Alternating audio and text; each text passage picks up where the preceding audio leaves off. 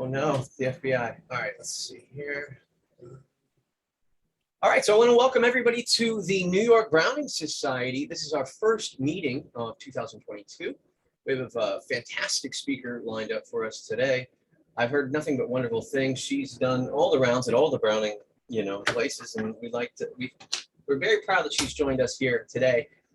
Fiona Ruth Sampson is a British poet and writer. She's published in 37 languages and received a number of national and international awards for her writing. She grew up at the Royal Academy of Music playing the fiddle, and she currently works as a poet, which is good work if you can get it.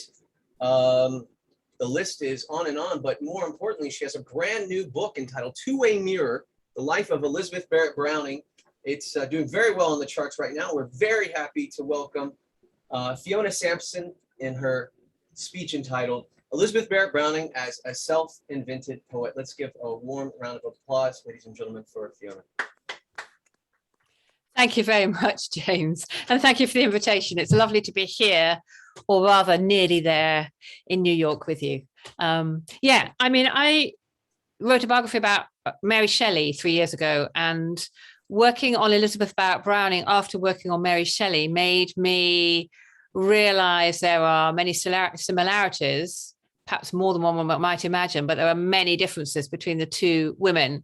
And one of the most profound differences is a biographical one. That's to say that thinking about Mary Shelley is largely thinking about the formation of, as it were, a writer's unconscious, a writer's imaginary. How does a teenager come up with not one but two archetypes? An archetype usually takes centuries and several civilizations to refine itself. I think of Oedipus or Daedalus or whatever. But Mary Shelley managed to come up with, obviously, famously, Frankenstein and his creature, the overreaching human and the not quite human. Whereas Elizabeth Barrett Browning is all about becoming a writer through intention and will, through sort of self-declaration, through seeking out opportunities for education and training. And it's a fascinatingly, not entirely exterior and certainly not, I wouldn't want to say inauthentic in any way, progress, but it's it's the other side of the way in which we might think about ourselves on the page, so to speak.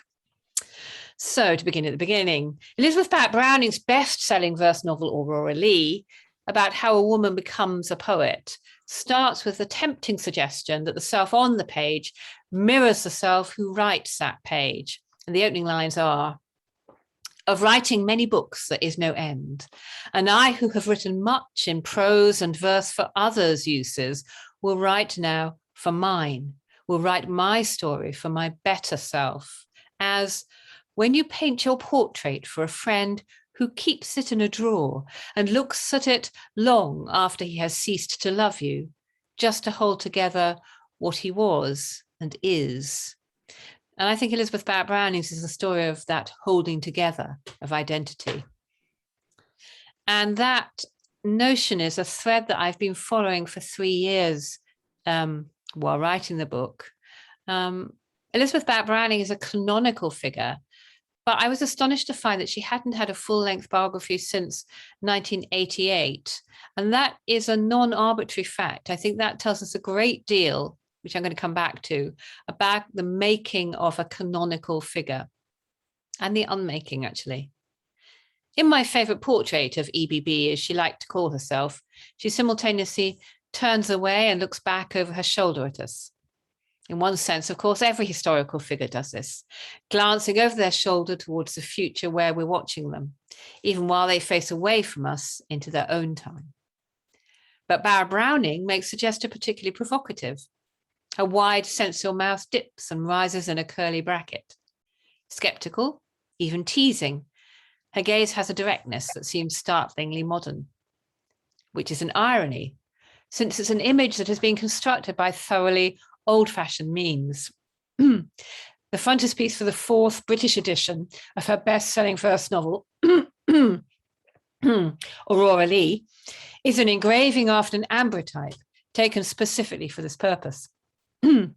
On the afternoon in September 1858, when a shutter falls on the poet's half smile in a stuffy studio on Le Havre harbourfront, Photography is understood to be neither artistic nor detailed enough for portraiture. It will be another half dozen years before Julia Margaret Cameron starts to produce her famous, markedly pre-Raphaelite images of friends and family. And so the portrait that eventually results from this sitting won't be created by the photographer, but by a founder member of the pre-Raphaelite Brotherhood, Dante Gabriel Rossetti, who is a friend of EBB and of her husband and fellow poet, obviously, Robert Browning. But his are not to be the only hands her image passes through. First, it's engraved by a less stellar craftsman, Thomas Alden Barlow. As the artist edits the result, notes and sketches sprawl over Rossetti's offprint. He instructs his engraver to be faithful to the photograph portrait, as he calls it, that they're working from. For example, by, as he says, removing a sort of smile not in the photograph and not characteristic of the original. And he's had plenty of chances to study this original at the Brownings' home, which he calls an evening resort where I never feel unhappy. In the 2 years since the highly successful appearance of Aurora Leigh, Elizabeth's pioneering 9-book Bildungsroman, which is the first to tell the story of a woman becoming a writer, initial impressions, Rossetti first calls her, quotes, as unattractive a person as can well be imagined. She looks quite worn out with illness and speaks in the tone of an invalid, have turned to admiring protectiveness. Now, he replaces the photographer's stock studio furniture with a symbolic writing desk and instructs Barlow to darken the subject's hair and enlarge her signature dark eyes in order to make her a little younger and less worn out with illness. After all, this portrait's whole purpose is to extinguish what her husband calls certain horrible libels on humanity published as a portrait of her in America. Earlier, shipping a copy of this photograph to Aurora Leigh's American publishers, Robert has assured them, just a shade too urgently, that, quotes, what you receive is the sun's simple truth without a hair's breadth of retouching. Well, up from Italy to spend the summer with Elizabeth's English family, the Brownings have picked out Le Havre as a halfway meeting point. On the very last day of what turned out to be 2 unsatisfactory, tiring months at the Normandy port, Robert finds what he calls a clever man to conduct a photographic session with his camera-shy wife. John Victor Macaire Warno and his brother Louis Cyrus Macaire, who share the waterfront studio, are renowned technical pioneers. Yet the image that briefly saw commercial distribution in North America is oddly unclear, and the publishers, C.S. Francis and Co., don't use it. Look closer, though, and for all Robert's insistence that there isn't a hair's breadth of retouching, it turns out to have been clumsily overpainted. In fact, within 2 sentences, his letter contradicts itself, remarking that Macaire Warno has worked up detail that got lost in the reproductive process. Yet who, apart from Robert, who is a keen amateur artist, could have such a strong motive for intervention that it overrules plain sight like this? We can't be absolutely sure we've caught him red-handed, but what we do know is that, luckily, he's kept back an untouched original. It's this version that Barlow Rossetti used, and in it, the unexpurgated Elizabeth Barrett Browning has dark eyes and arched dark eyebrows. Her nose is long, so is her upper lip with its sexy overbite. Her face is asymmetric. Cover the right side and the left seems soulful and focused. Cover the left and the right appears amused. In the 21st century, we recognize instantly the Brownings' anxiety about this key publicity shot and their need to control the image of the international celebrity that 52-year-old Elizabeth Barrett Browning has become by 1858. The irony is that despite being so anxiously aware of the ramifications of image making, she's destined to become a notorious object lesson in how representations of famous individuals get distorted. The Brownings would have been astonished and mortified to see myths about their private life obscure first her work and eventually even her identity. Elizabeth Barrett Browning is a pivotal literary and cultural figure, changing the direction of English language poetry and influencing both her contemporaries and subsequent generations of poets and readers. She also exerted real socio-political clout, and her ethical poetics changed debates about child labour, rape, the trafficking of women, Italian independence, and the American abolition of slavery. Still acknowledged as Britain's greatest ever woman poet, she's the author of one of the most famous and much quoted poems in the language, How Do I Love Thee? Let Me Count the Ways. When she died, she was mourned as a political heroine in revolutionary Italy. Yet, within 70 years of her death, popular culture would reduce her to a swooning poetess into whose little couch-bound life only a tyrannical father and an ardent poet-lover brought drama. The damage was done above all by Rudolph Bézier's 1931 Broadway hit, The Barretts of Wimpole Street, which was followed by 3 film versions. There was a Norma Shearer and Charles Laughton vehicle in 1934, a 1957 remake with Jennifer Jones and John Gielgud, and a 1982 movie with Jane Lapotaire and Joss Ackland. There were also 7 made-for-TV versions, and most horrifyingly of all, a musical, which has numbers like I Want to Be Well, and possibly my favourite, which is Pass the Eau de Cologne. By the 1970s, when Saul Bellow, Philip Roth, and John Updike crowded the book charts, the roaring boys of North American literary criticism would go a stage further, maligning EBB as relevant to the history of literature only through marriage, or worse, as hindering that real writer, her husband.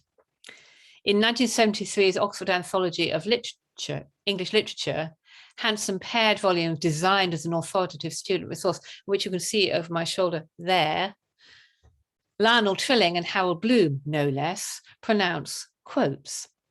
Miss Barrett became an invalid for still mysterious reasons from 1838 to 1846, when she eloped with the best poet of the age. Her long poem, Aurora Lee of 1856, was much admired even by Ruskin, but is very bad. Quite bad, too, are the famous sonnets from the Portuguese. Though the Brownings' married life was reasonably happy, Mrs. Browning's enthusiasms gave her husband much grief. Perhaps the tendentiousness of this is unsurprising.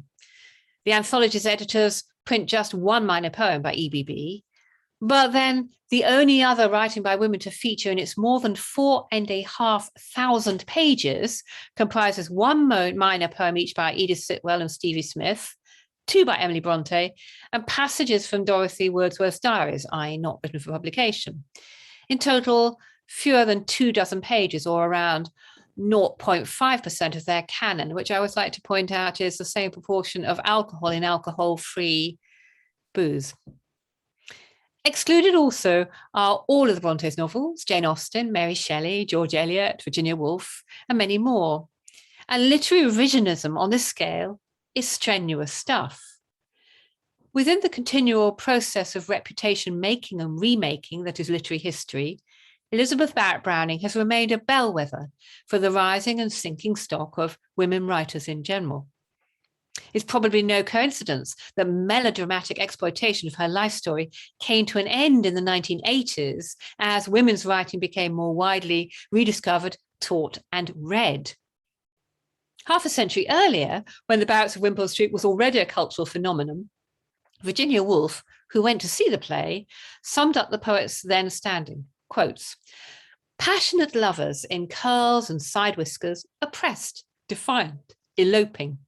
In this guise, thousands of people must know and love the Brownings who have never read a line of their poetry. But fate has not been kind to Mrs. Browning as a writer. Nobody reads her, nobody discusses her, nobody troubles to put her in her place." Well, I would argue that people have troubled quite hard to put her in her place. And more, Woolf was herself complicit. Her own version of EBB is Flush, a biography of the poet written from the reductive perspective of Elizabeth's pet spaniel. Elizabeth's life dramatizes a two-way creation of every writing self, from without, but also from within. That the life of the body both enables and limits the life of the mind is the paradox of the thinking self. John Keats's early death, or the 17-year-old poet's suicide in Henry Wallace's The Death of Chatterton, are moving because they remind us how a dead poet falls silent. But life imposes its own limits on the writer. For every Lord Byron or Malcolm Lowry seizing the day in ways that their work celebrates, there's a John Clare or a Primo Levi trying to write experience away. We could see writers' bodies creating a kind of resistance, forcing interplay between self and world.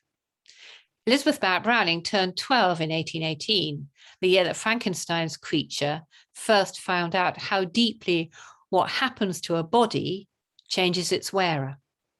And perhaps it's no accident that he's the creation of another woman writer. It used to be a feminist truism that René Descartes had it wrong, and there is no separation between mind and body. Yet bodies do disguise, shield, or isolate minds. To spend any time with someone whose body is failing is to understand that recognizing the unimpaired selfhood within is both human and humane. So do we inhabit the body in ways that are inseparable from how we think and feel? Or are we ghosts in a curvaceous machine, to borrow from the formulation of the 20th century British language philosopher Gilbert Ryle? Today, the virtual world seems to offer us the experience of ourselves as pure will without the resistances of the concrete world. And if we turn back 2 centuries, we find Elizabeth Barrett Browning using the written word in virtual ways to take part in the wider world while remaining bodily at home on her daybed. In doing so, she was transcending chronic illness, disability, gender, lack of education, as well as her belief that she was of, I have to translate this from the British term to the North American, of global majority heritage. In the event, the thinking self that speaks in Elizabeth Barrett Browning's work has triumphantly outlived her. But how telling it is that the fictionalized character of Elizabeth that's replaced her in the popular imagination is almost entirely bodily, scarcely a mind at all. The actual facts of her life are more interesting than the melodrama. She was born in County Durham in 1806, the first of what would eventually be 12 children.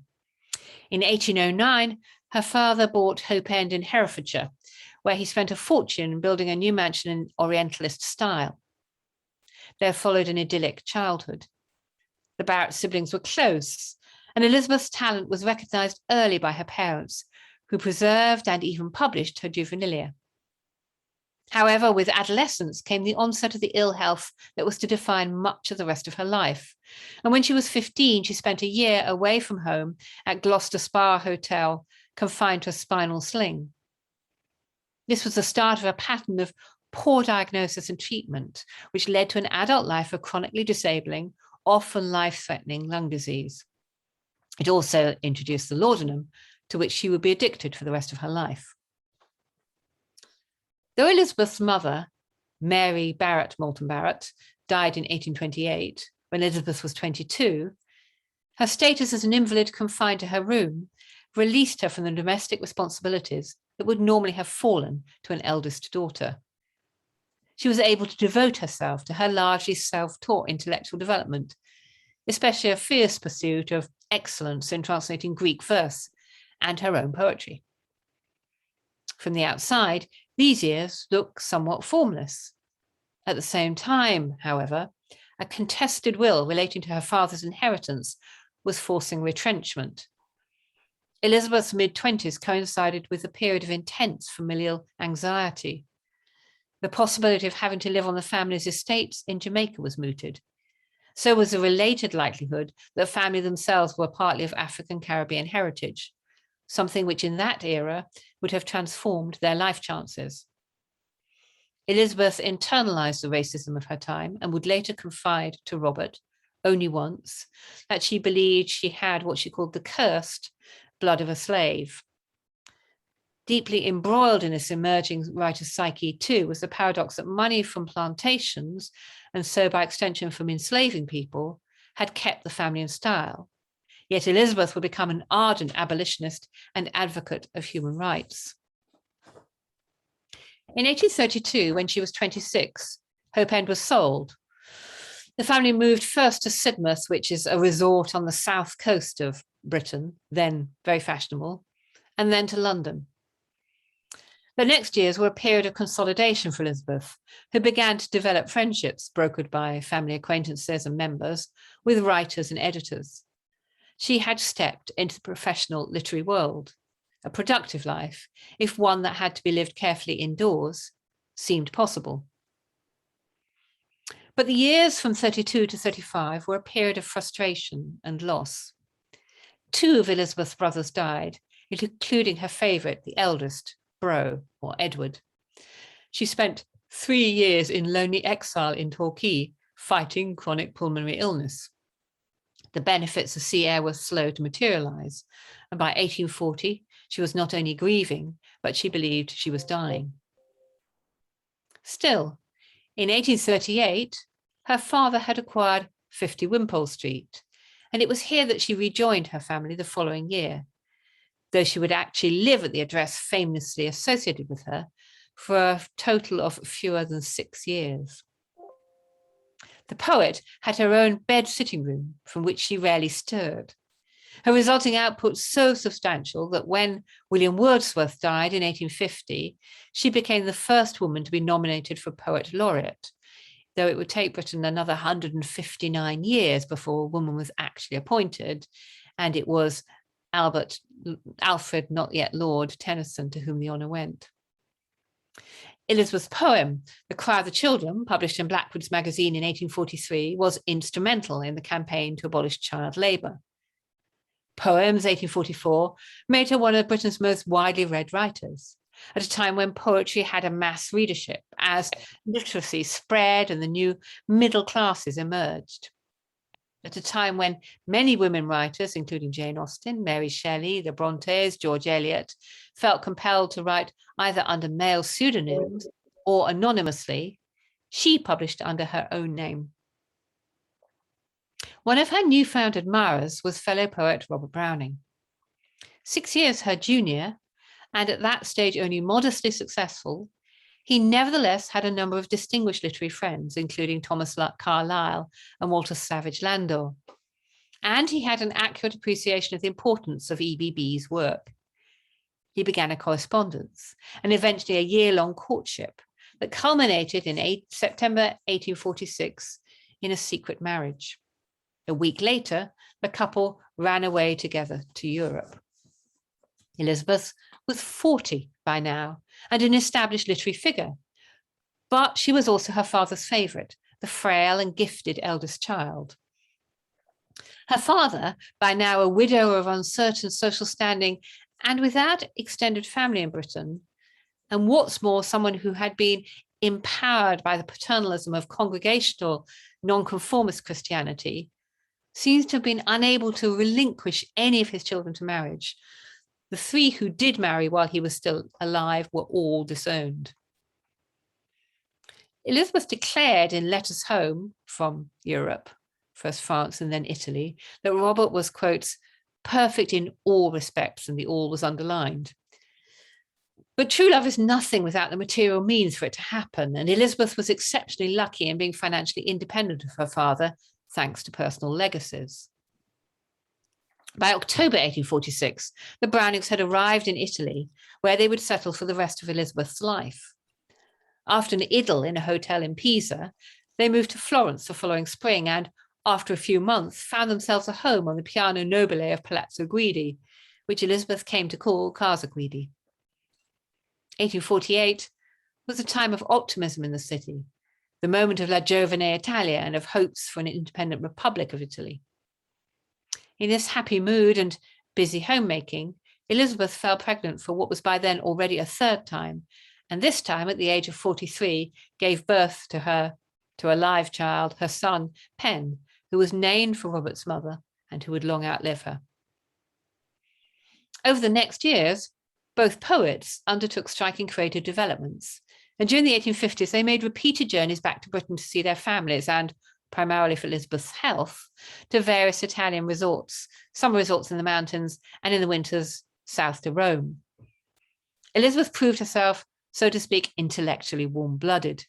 She'd always enjoyed literary gossip, and in Italy, improved health allowed her to socialize with many of the key writers and artists of her day, among them Hans Christian Andersen, Thomas Carlyle, George Sand. She embraced the Italian political situation, most influentially in Casa Guidi Windows, 1851.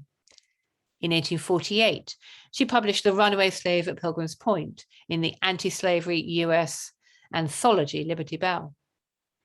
Her sequence of 44 sonnets from the Portuguese, first published in 1850 under the title intended to disguise their personal nature, had been written secretly about Robert during the lovers' courtship. And in 1856, she published the hugely influential Aurora Leigh, which, as we've already seen, was an immediate bestseller. It was in many ways a model life, but even so much happiness must have its unhappy ending, it seems. By 1859, Elizabeth was once again increasingly unwell, flirting morbidly with spiritualism until her hope even in that ran out. She died in June 1861 at the age of 55 at home in Florence. Today, that apartment in Casa Guidi is open as a museum, its furnishings painstakingly recollected or reconstructed so it appears as the Brownings left it. The couple shared the aesthetic tastes of their day. Their friend John Ruskin published the 2 volumes of Modern Painters in 1843 and 1846. His highly influential The 7 Lamps of Architecture appeared in 1849, after he'd undertaken a series of tours of Italy.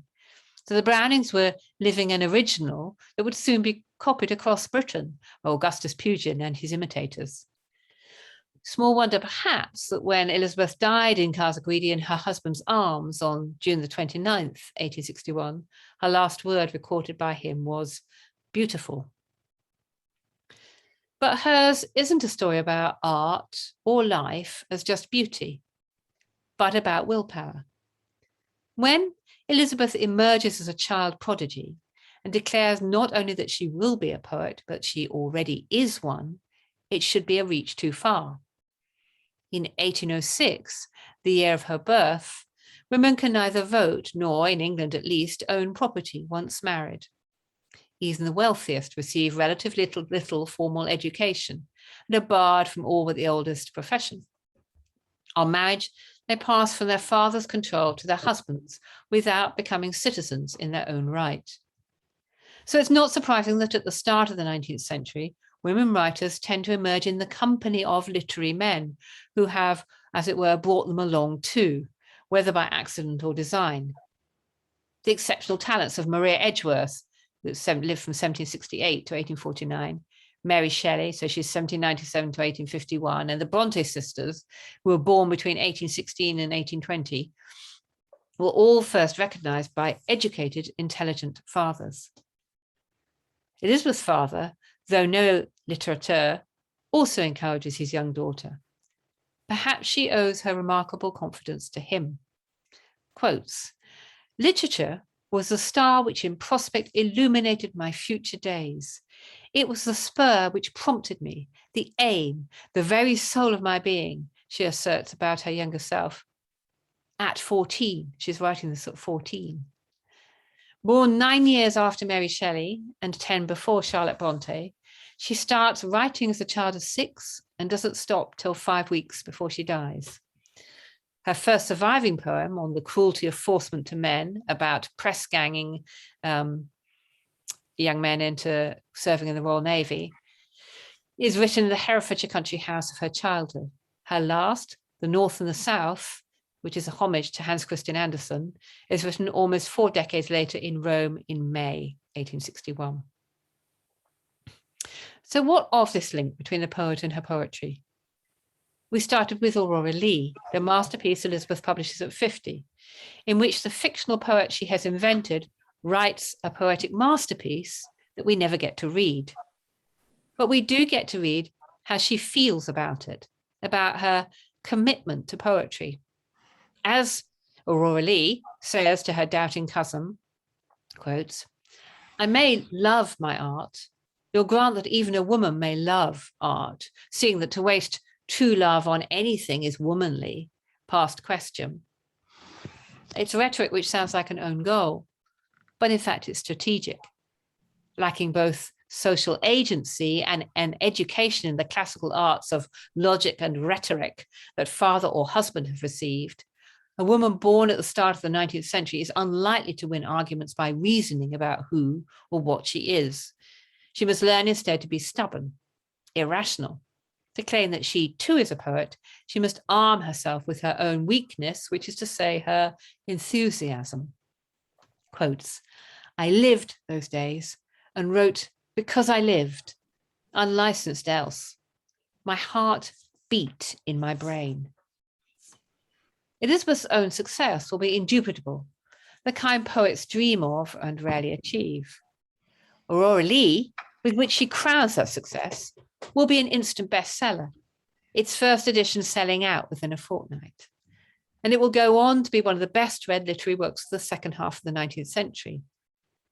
When it appeared, form-expanding romantic biographies and memoirs by men, like Jean-Jacques Rousseau's Confessions of 1782, or William Godwin's Memoirs of the Author of A Vindication of the Rights of Woman of 1798, have long been taken seriously as maps of the human condition, while Charlotte Bronte advocates in a letter to her friend, quotes, Lives of the Poets, Boswell's Life of Johnson, Southey's Life of Nelson, Lockhart's Life of Burns, Moore's Life of Sheridan, Moore's Life of Byron, Wolfe's Remains. But Aurora Leigh is the first woman's Kunstlerroman, the story specifically of a woman maker's development, written by a woman, and it will influence generations of poets and writers. Among the many for whom it's immediately formative are George Eliot, Charlotte Mew, the writing duo who make up Michael Field, and Emily Dickinson, who hangs that Rossetti portrait with which we started in her room. But his success is not limited by gender.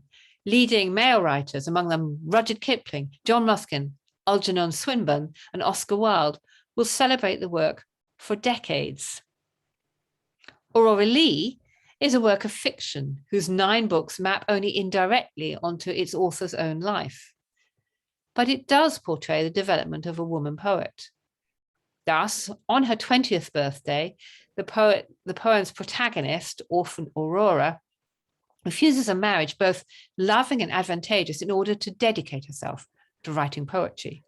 And just before she does so, she crowns herself with a poet's wreath, quotes, What, therefore, if I crown myself today in sport, not pride, to learn the feel of it? To learn the feel of it. If she delayed until she or the world felt confident that she deserved poetic laurels, how long would Aurora or Elizabeth wait? In fact, laurel wreaths will crown Elizabeth Barrett Browning's coffin for her civic funeral in Florence. But meanwhile, at 13, in the preface to her first printed work, The Battle of Marathon, Elizabeth says, Happily it is not now as it was in the days of Pope. Now, even the female may drive her Pegasus through the realms of Parnassus without being saluted with the most equivocal of all appellations, a learned lady, without being celebrated by her friends as a Sappho, or traduced by her enemies as a pedant, without being abused in the review or criticised in society. Unfortunately, the reception of Elizabeth's work still shows today this isn't always true. Yet, Aurora, or Elizabeth, has her eye on the prize. She quotes, never can be satisfied with the comparative respect, which means the absolute scorn. In other words, what matters to her isn't producing tolerable verse, but being a true poet judged by the highest standards. And she contrasts this with some of the prejudiced reviewing she has received, quotes, among our female authors, we make room for this fair writer and congratulate this country that produces in these times such women competent to spell. Elizabeth Barrett Browning is not Aurora Leigh, but popular and critical reception is a kind of mirror, even a distorting one, as her life story shows. And literary biography is a kind of mirror too. It's always a Bildungsroman, the adventure story of how the thinking self emerges. And in this sense, the story Elizabeth Barrett Browning tells in Aurora Leigh is the one her life story tells us too. Thank you.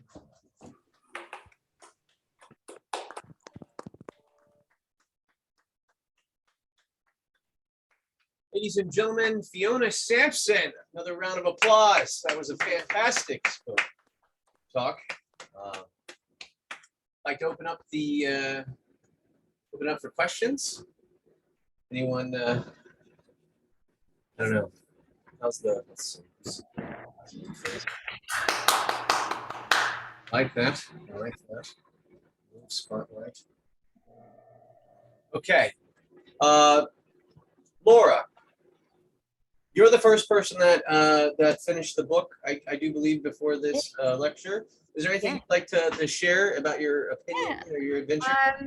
Yeah, no, I suppose I have a sort of comment and a sort of question. I'm looking forward to reading the Mary Shelley biography now, because the thing that stood out to me the most was, like as I said in my newsletter, that I never finish biographies. I always start and put them down, but this one I finished. I read all of it. I loved it. But I think it was how you made them feel intensely present and real in a way that I haven't felt in a biography before, or somehow like brought them out of the mist, if you know what I mean. Just they felt real. And I wonder, like, when you set out to write this biography, did you want to do that? Was that something you were looking for, or did she just sort of come to life as you were reading her letters? Well, thank you very much, Laura, for what you wrote in the newsletter. I loved it. I hope you got my thanks, which I already sent via James. I just was very grateful because, and thank you for your question for the same reason, because that's precisely what I wanted to do. Like you, I have not in the past been a big fan of literary biography, and I do struggle to finish them. I am in general not a big fan of historical writing, which kind of thinks it's enough to have done the research. I don't think literary writing is that. I think the literary writing has to digest, synthesize, incorporate, has to do something transformative. And the problem for me is always the sense of a procession of facts and that they're not somehow inhabited. And one of the reasons I'm very excited about the new literary biography, which is really just, it's doing the same soup to nuts, kind of in chronological order, comprehensive, with absolutely scrupulous primary research and primary sources. It's doing the same work as literary biography, and yet it's somehow just stretching it a little bit to make it feel inhabited and to make it feel like it's about real people, not about literary tropes, is there's a really difficult balancing act. One of the things that I try very hard to do is to ask what every fact, in a sense, means for my protagonist, for this real person. I can't know, and so you'll notice that I'm quite scrupulous about trying to say we can't know this, but a reasonable assumption might be, or let's consider these three options and why we weigh them up. And so to try never to state anything that isn't, I don't know, to be a fact, but at the same time to go deeply into the facts that we do know. So, for example, with a date, I always try and say, well, what was this at the same time as? So what else was going on for her at that moment? Or what else was happening to her, or to, in Elizabeth's case, to Robert at that time? Or what was happening in politics? What does, I don't know, the 18th of May, 1829 mean? And then to go and look it up in contemporary newspapers, look up everything. And the trouble with that is that if you are not careful, a casual reviewer, I've been very lucky, obviously, but a casual reviewer can think that you're not doing primary research. This is not scholarly. This is not original research. It's in a sense too well written. It must be kind of novelistic. And I never make things up in the literary biographies. From the very outset with Mary Shelley, it was what I did there was not to put reflexive frames, which, as you all know, I've put, between the life stages, the chapters here, but to start each of those life stages with a kind of tableau, with different art forms, but a tableau. But those tableaus I only have things that I know to be true. So, for example, if I want to be in a place, then I look up in almanacs of the day what the weather was on that day. What I will think about what kind of lighting they had in the room, if they did, what kind of glass was in the windows. Oh, they hadn't yet developed roll glass, so the glass in the windows was all bendy, so light would have been refracted. And just that actual what would have been there, what it would have been like to be in that room, as far as we can know, but no further. And one of the reasons I'm banging on about this is that I don't know if you've seen, but last week I reviewed another instance of the new biography, Joe Moshenko's Milton book in New York Times. And I had to be quite hard on it because he chose to fictionalize, to write historical fiction. Well, that's a perfectly legitimate thing. But to mix it up with biography and to call it a biography, and particularly as he's an Oxford scholar, an Oxford Don, I think drags what we are trying to do into disrepute. What we're trying to do is, in a sense, do traditional research, but just write it better. Think it better and write it better. And as you say, want to try and make those people alive. I felt really strongly with Mary Shelley, and I felt really strong with Elizabeth Barrett Browning for different reasons, that they weren't allowed to be real people. Elizabeth Barrett Browning become this, caricature in popular fiction. And Mary Shelley was just like this kind of label, this kind of fact, this kind of two-dimensional creature. We kind of knew where she was at every moment in her life, but we didn't know, nobody did really bother to think what that meant for her. And one can't know, but one can try to use kind of emotional intelligence to try and sort of put together as much as one can. That's a really long answer, but sorry, it's a long answer, because it's just, central to what I'm trying to do. Because even when I went to sort of Casa Guidi, or when I go to houses by the authors I love, I still don't feel them, even though I want to. So the fact that you could do that in the book, I thought was masterful. And I see what you're saying about finding that balance, because it's true, all the facts, like many of those facts I knew, but they were presented to me with kind of some questions, or some, like I said, different contextualizations where they came across as very fresh to me. So I felt that I did sort of feel them anew. So I loved it. So to everyone else here, definitely, should get a copy. And then Mary Shelley is the next one on my list, then, because she's another one I have in my mind, but don't feel like I know her. So I'm looking forward to that. So thank you. Thank you so much. I have to say, I fell in love with, I really, really admire Elizabeth Barrett Browning, but I absolutely fell in love with Mary Shelley, to the point where I got asked to authenticate a bust, which is now in the, oh gosh, where did it go? Came somewhere, one of your big galleries, one of your big national galleries, I can't think where, and just actually finally walking into the warehouse where where it had been housed, and going into the viewing room. I wanted to cry when I met her. Oh yes, of course that's what you look like. Of course that's who you are. Just this extraordinary sense of recognition, really. Yeah. Well, I thought it was interesting that we had the author Fionnuala Austin join us. She was also the person that gave our January 2021 speech. Hopefully things go a little bit better this year. But I thought it was interesting that first of all, you mentioned that it was like a buildings Roman, and that you kind of live in these rooms and you're sort of feeling that out. So there is a little bit of a gray area where, I wouldn't say novelization, because you want to stray away from that in the idea of a biography. But that seems to be something that's very popular, whereas Fionnuala, she wrote about Bronte's mistress, some sort of love affair within that circle of literary talent.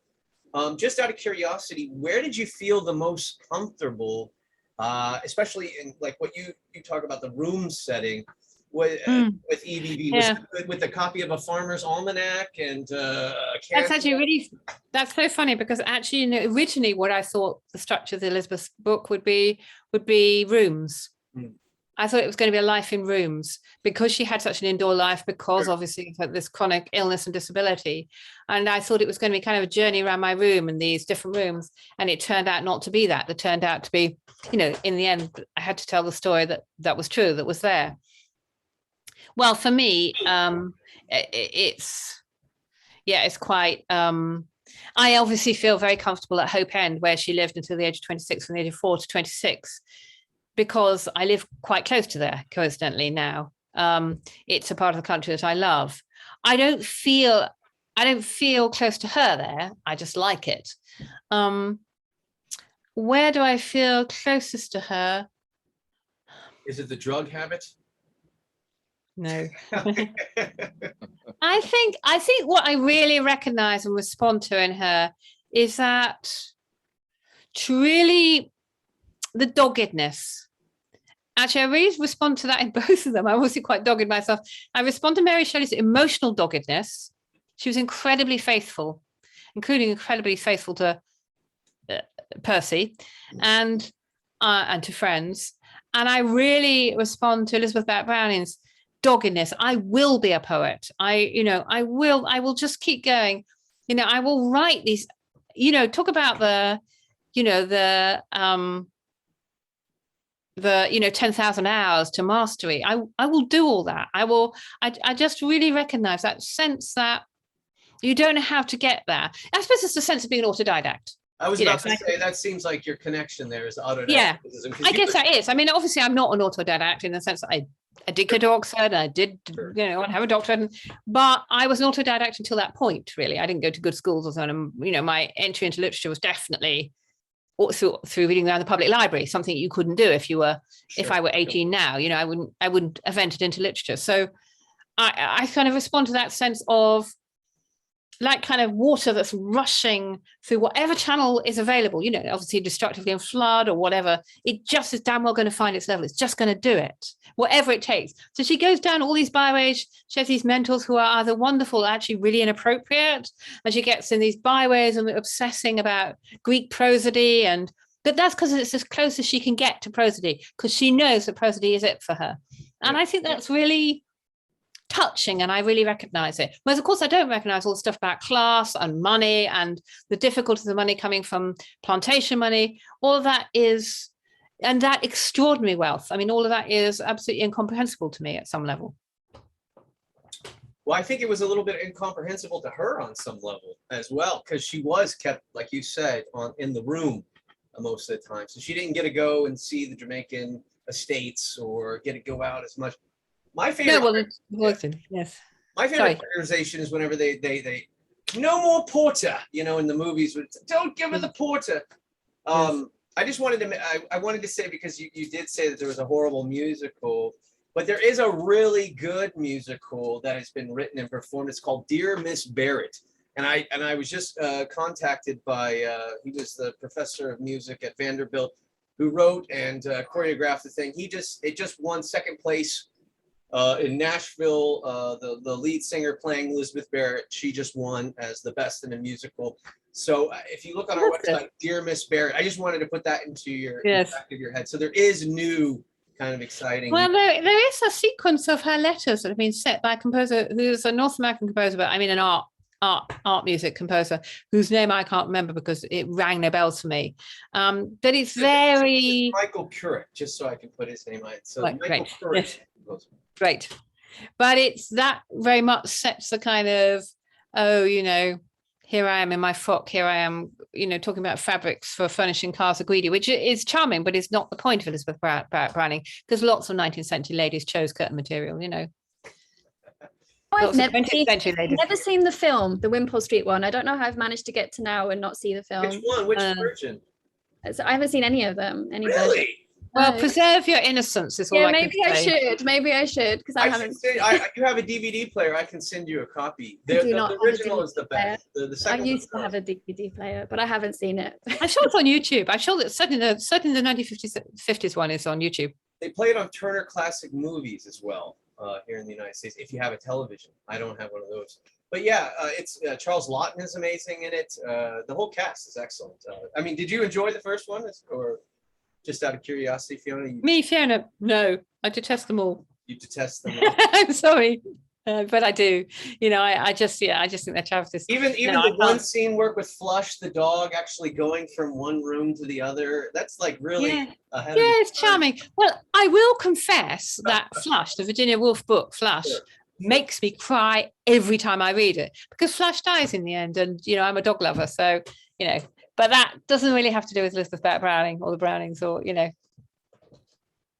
Tom, just out of curiosity, there was a lot of talks of the Rossettis and the Italians. What was your thought of the presentation? I enjoyed it greatly, as I enjoyed reading the book. Thank you. Which I did.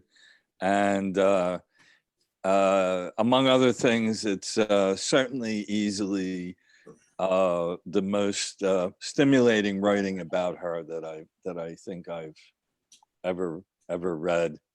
Oh, wow, thank you. I know that Virginia Woolf essay you're talking about. It's from, is it from the first or second Common Reader? It's from The second. Yeah, the second, and it's just so I don't know. It's like you think she's going to say something interesting and nice about Elizabeth Barrett Browning, and then it turns out that she's just sort of like being kind of patronizing, really. And I wanted to ask you a question, if I may. I always had this impression, which may be mistaken or incomplete, that the relative reputations of the Brownings seemed to seesaw in almost like a symmetrical fashion, you know, where hers was way up and his was down in the toilet or however, and then it like gradually like reversed itself, and I've never quite understood why, you know, does that, if that even makes sense, that it had to happen that way, or it just seems rather peculiar to I know, I couldn't agree more. I think that's absolutely right. And I think that's also true of the Shelleys, that, you know, one of the reasons we can hear that Mary Shelley was a serious professional writer now is because Percy Bysshe Shelley is such an unfashionable poet. And why are we not capable of sustaining the notion that there could be two writers in a household? We just can't. And it's like Hughes and Plath. I mean, I'm a British poet, so I think a lot about Hughes and Plath. And obviously, you know, both Robert Browning and Mary Shelley were the survivors, and so are charged by subsequent generations with having done a shoddy or somehow malicious job of editing posthumously, whereas in fact, of course, they did enormously faithful and fabulous jobs, and they weren't working in air-conditioned 21st century, you know, archives. They were doing the best they could with scraps of paper and, you know, in scraps of time in their lives. And so, yes, I mean, I think that Browning, how I read the Browning's Poetics is that Elizabeth and Tennyson were actually the innovators who actually, I mean, really at heart, I'm a romanticist. But obviously I'm hugely interested in Elizabeth. So I think she starts as a romantic. And I think that she and Tennyson shift into Victorian. They pioneer the Victorian Poetics, which is narrative, sentimental, less about being at the cutting edge of radical, abstract, and special heightened thought, and is more addressing the common man, you know, everyday people at the far side who are reading aloud to each other as good middle-class family entertainment.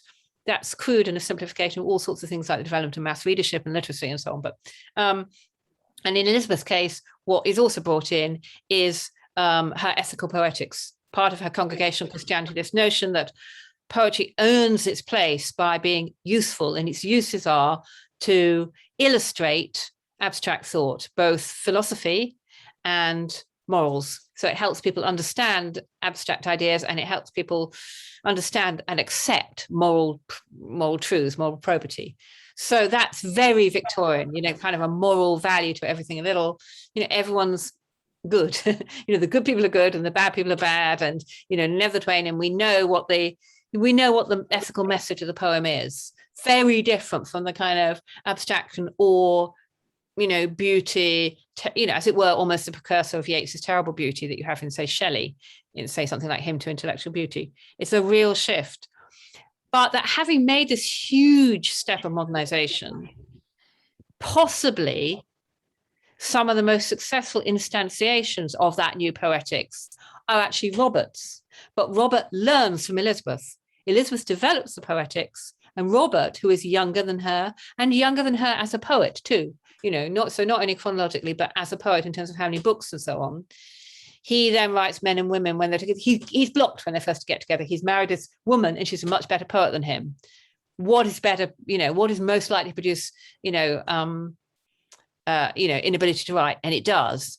And then he starts writing, and he writes Men and Women, and it's a wonderful collection. And he he begins to inhabit that form, and it's modernizing, its flexibility, its informal diction, its kind of domesticity, you know. More accessible as well, I would say, like more accessible, Yes. like you know, coming from Sordello and things like that, kind Exactly. of more embodied. Absolutely, Laura. And so and then Robert obviously then has his other grandiosities, The Ring in the Book and so on, but whether you think they're great or not, but still he then goes off into kind of large scale again and so on. But he takes what Elizabeth has developed and he makes something more modern and more accessible again one stage, and also probably more accessible for us today. But actually Aurora Leigh, I think, is still very readable and accessible, in particular of Elizabeth's works. And I think the sonnets from the Portuguese are also very, very good poetry. I mean, you know, basically, I think when she doesn't give herself too free rein to be too moralistic or too Orientalist or too sort of purple and descriptive, she writes absolutely wonderfully. There's a real immediacy. But because she has this ambition for poetry, she slightly tends to over-egg the pudding.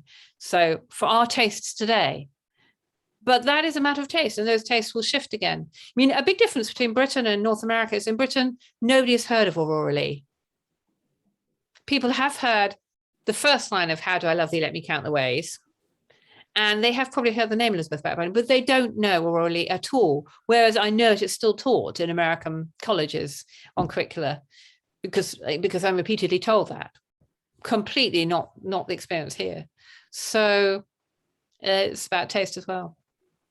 It seems a little. So, yeah. It seems a little circular, don't you think? And I'll get to Alison in 1 second. But I mean, Browning, you know, rose, cut his chops as a Shelley-phile.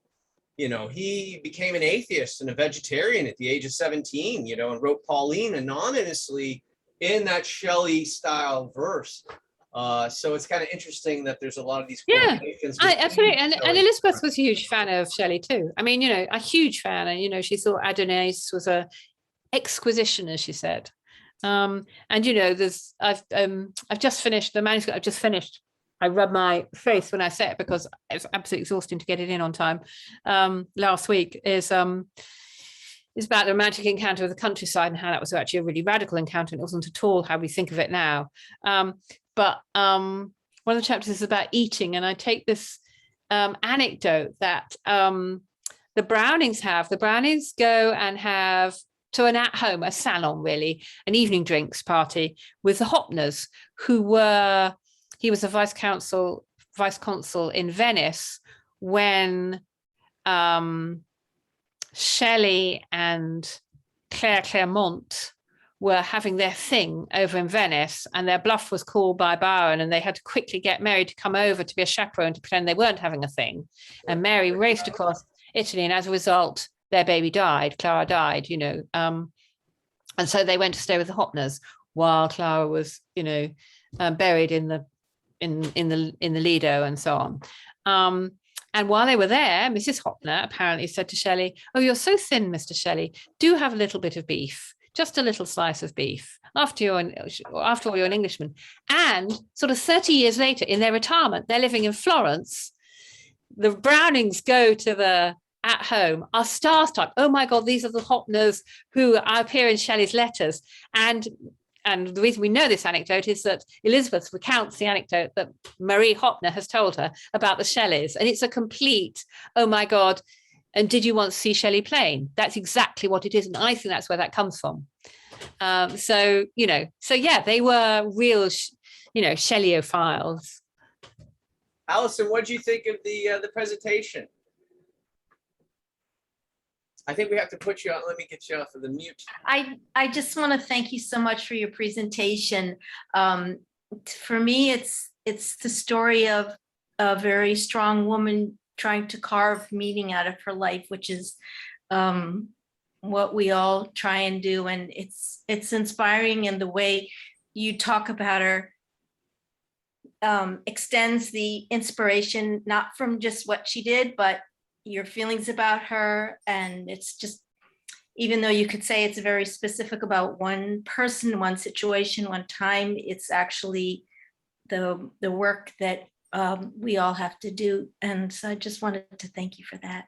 Yeah, what a lovely thing to say. Thank you, Alison. I agree. That's absolutely how I think about her. I do think she is, she had two choices. I mean, she had to have been very strong to continue with that vocation, against the grain of not just gender. That would have been enough, but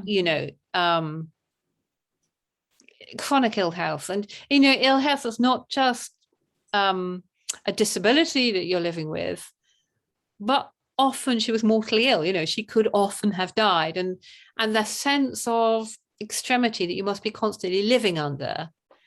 And we've all moved through some periods of extremity recently, obviously with the pandemic. How hard it is to concentrate on doing excellent work when all of that is going on. And somehow she did. You're right. I think she had enormous personal resources, and yes, she's an absolute paradigm of the work of soul making, really. Thank you. Herb, I know you came in a little late. Did you have any thoughts? Yes, I do. I mean, there's some preliminaries, and then I'll ask a question. Okay. But I immediately caught when I came in, which was near the end. I wasn't able to be here on time as I expected, but I said, I'm going, whatever parts of this I can get, I'm going to do something with. And I immediately got a sense of that a biography, it needs to be a living object in itself. And that's the three-dimensional aspect that Fiona, that you were talking about. And that I realize how important that is. And there's a technique that you mentioned that I used in my own book in progress, which is a future predicting book about the interactions between technology and the concept of individuality and the expansion of individuality. It's called Technology and Individuality, their collaborative future and the new importance of the individual. I mean, very few people give the individual a chance in this heavily technological future that we envision, and it will be very extensive, but the technology itself will come for various reasons that I outlined to be focused more and more on what does it mean to be an individual, because we have to understand individuals in order to interact with them, to advise them, and to just understand the patterns that are going on between individuals. And so I'm putting my bets on that this is going to be the main theme of the 21st century, and it has to do with development, with human development, personal development, and the tools that we can make for ourselves to make this happen. So I envision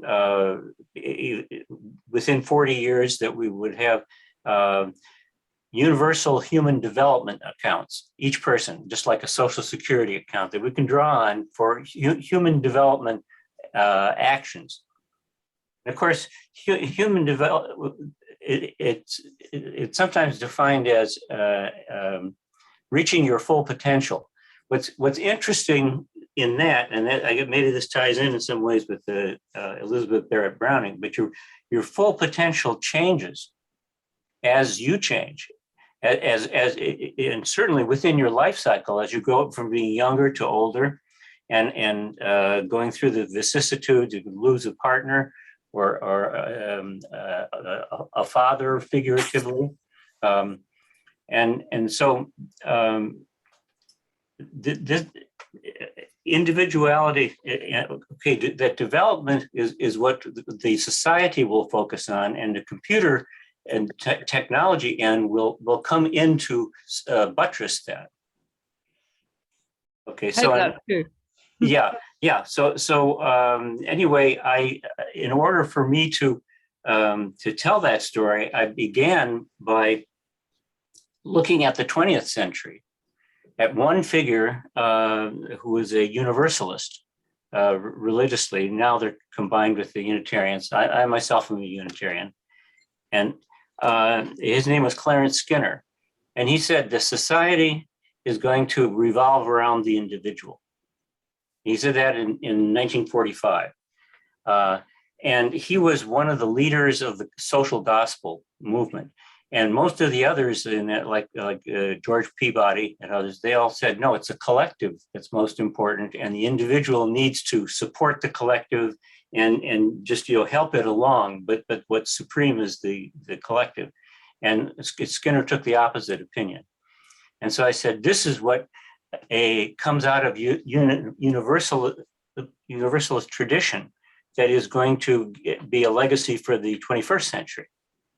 And in order for that to be fully understood, I went through and like you were saying, what is happening at the very same time, as Elizabeth was doing certain things. So I go and I look at people from different walks of life who are all progressives in one form or another. Some are scientists and some are like Buckminster Fuller, more designers and thinkers. And even some who are doing refugee work on a worldwide scale in the 30s and 40s and 50s. And because I wrote a paper about that, about one individual named Charles J. Liebman. He came from a 7-generation family that knew how to make society work better.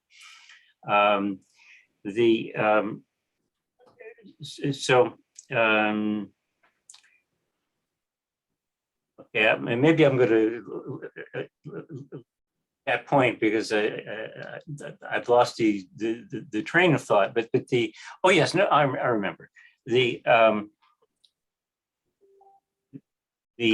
use of this simultaneity was to show how people in different walks of life were all trying to support these important things that would lead to the beginnings of artificial intelligence and the beginnings of some other trends. Herbert Simon was a key figure. He won the Nobel Prize in 1977 because he spoke about the non-rational economic man, as opposed to the rational. Time, and I'm realizing it's very late in England where message, Fiona is. It's not so late for us here. You just got a nice bottle of booze. She's looking to cup out a nice night. I just wanted to say, wow, you did an amazing job. Thank Is there you so much, Fiona. any Really, last thoughts, any last questions, any last little sentimental anything on your mind, Fiona, before you call it a night? Lord, no, I don't think so. Please keep reading, Elizabeth. Please keep reading widely in her. Yes. No, thank you very much. It's a pleasure to talk to you guys. Thank you so much. Thank you so much. Bye. Bye. Take care, guys. It was an excellent meeting once again. Fiona, have a great one. We'll speak soon. See you. Bye. Cheers. Thanks much. And then there was C and Virginia Badler. Did you guys come for card favors? Herb, how are you? Did you get the card? Which card? I sent you a Christmas card. Yeah, I got that, and I wanted to immediately send you one back. It was a beautiful message you had in there, and some things intervened, taking care of my son medically, and other things. And so I was saying to myself today, I'm going to send that.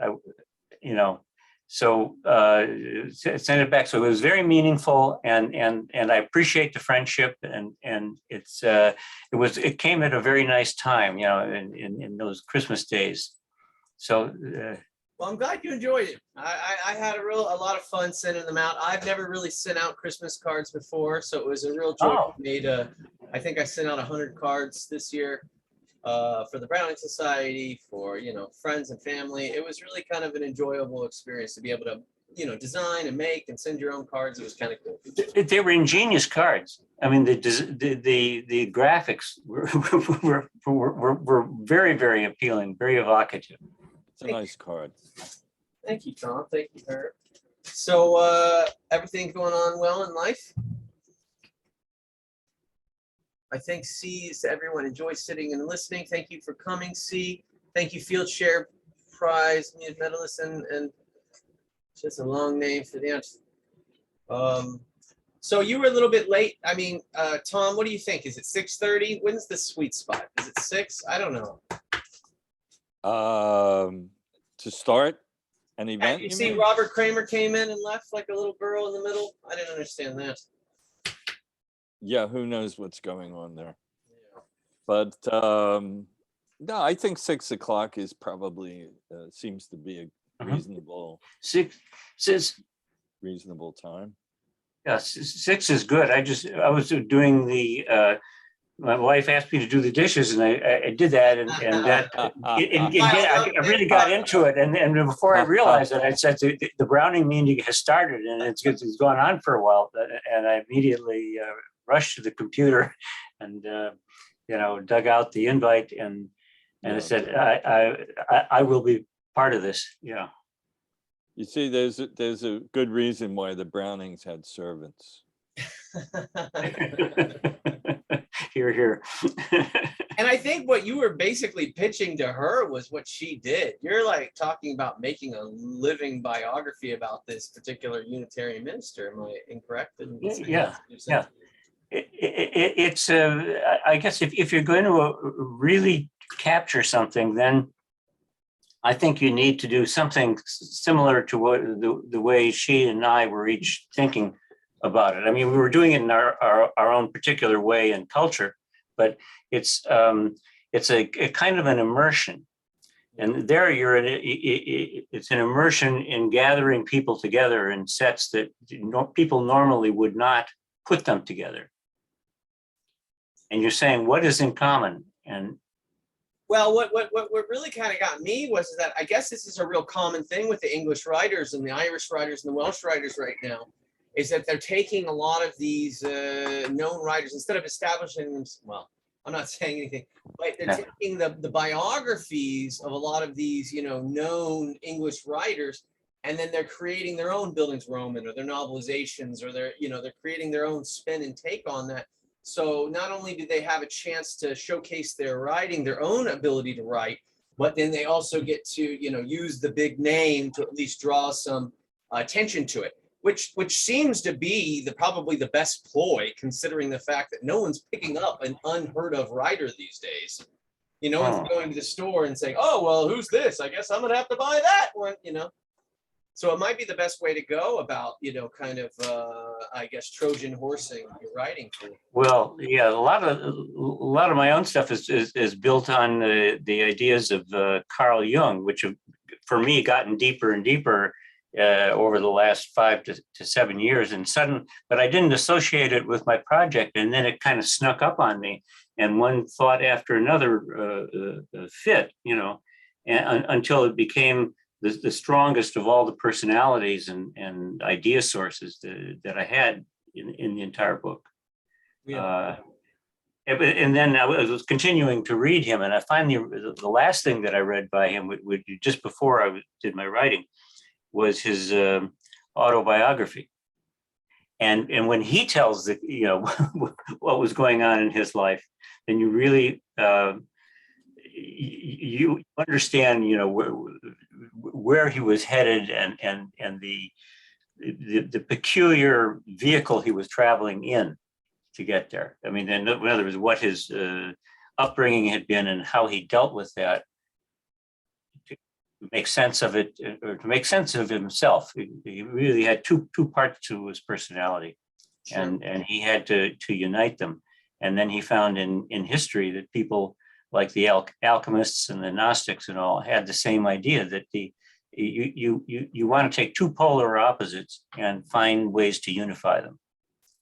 Yeah, whereas you saw with the Gnostics, I mean, obviously a lot of that literature didn't even come to avail to us until like the 1950s.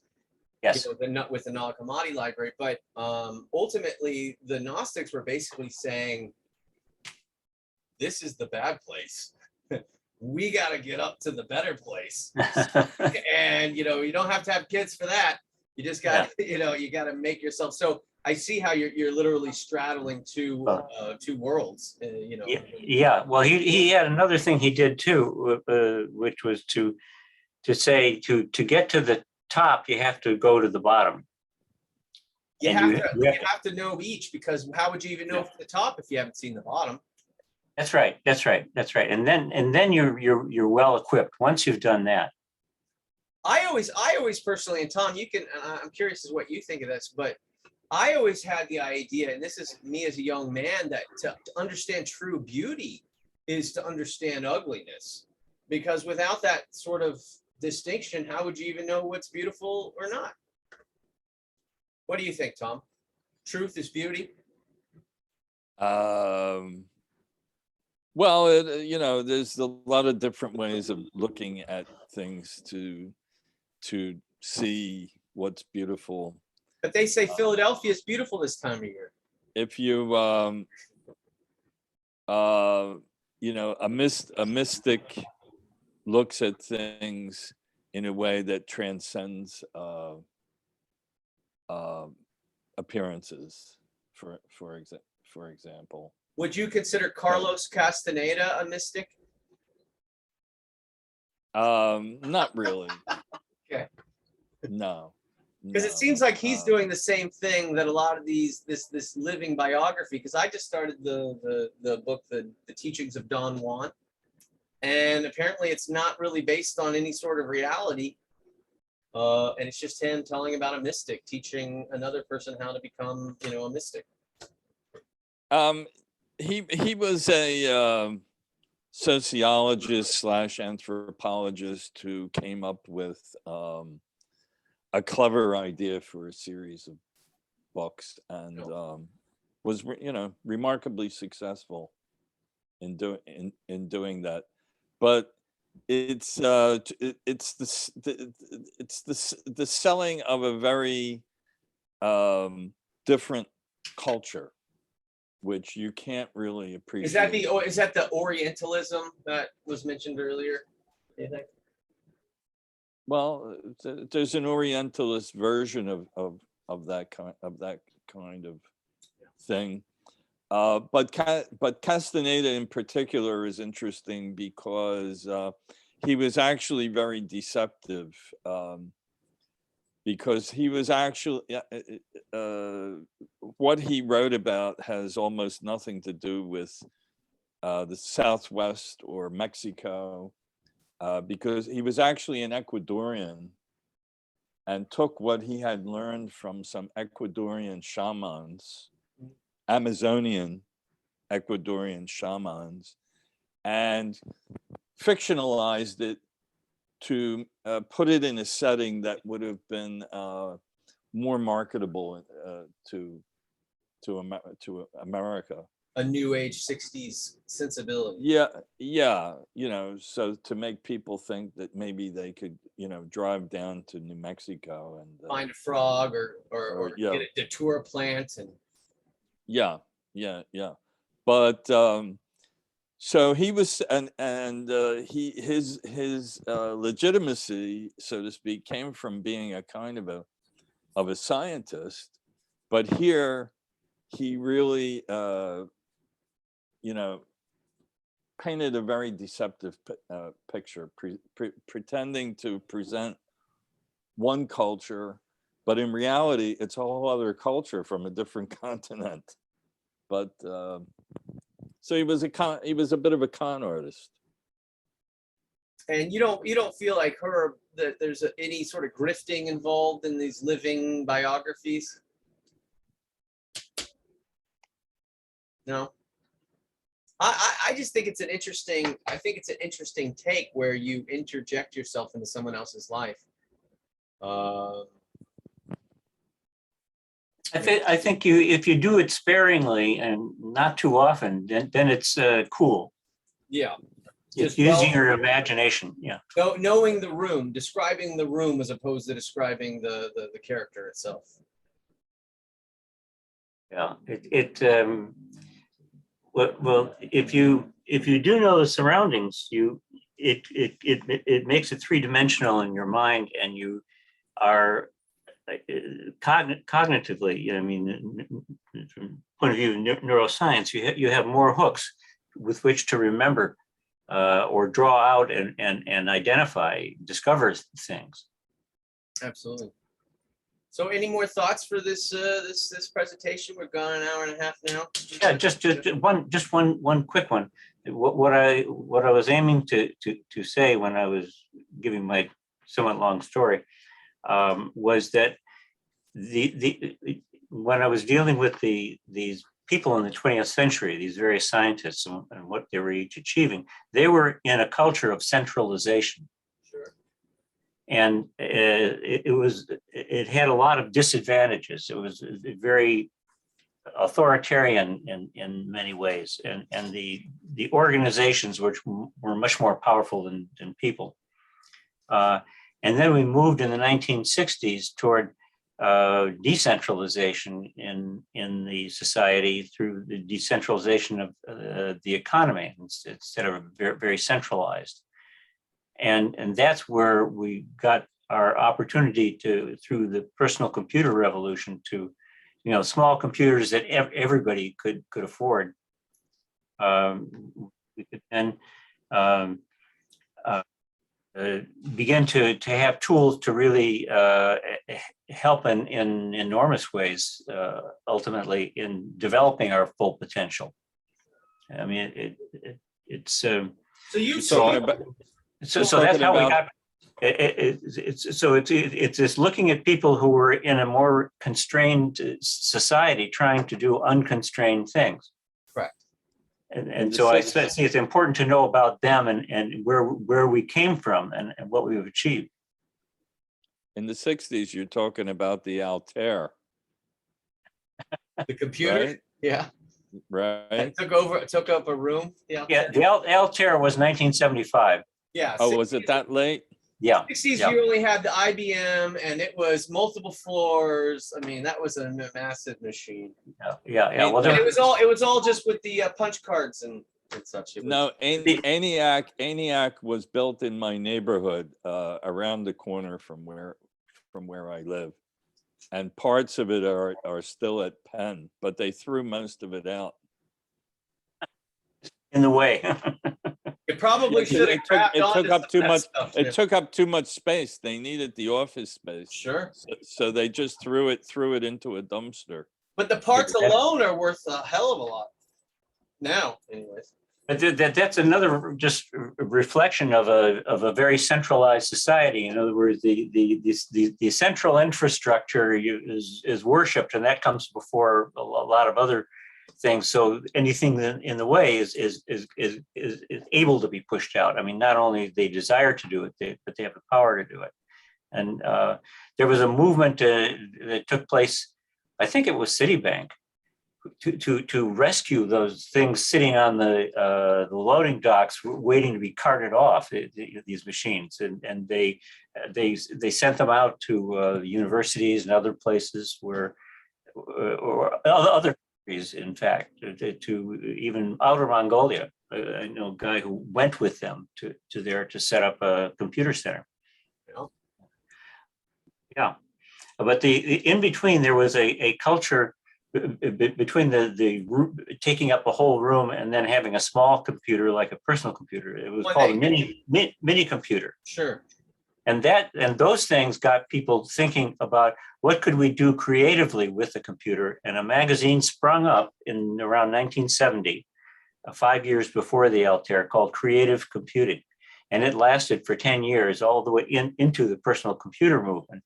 And I had lunch with the editor of that magazine, Stephen Gray, who really helped to pull together a movement. I mean, at least to be its organ of expression.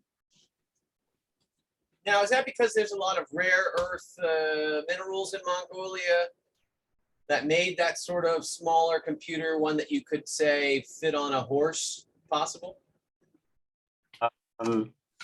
They're related. Yeah. I mean, right. It tells you why there's shortages today, because when you block off, access to those places, sure. And suddenly you have to wait, 3 months for your computer or something.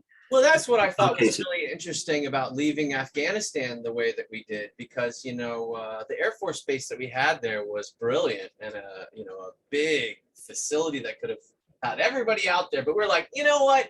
just close it down, leave the things, everything's fine, turn off the lights, let's go to Kabul, everything's gonna be okay. I think that something else is going on there.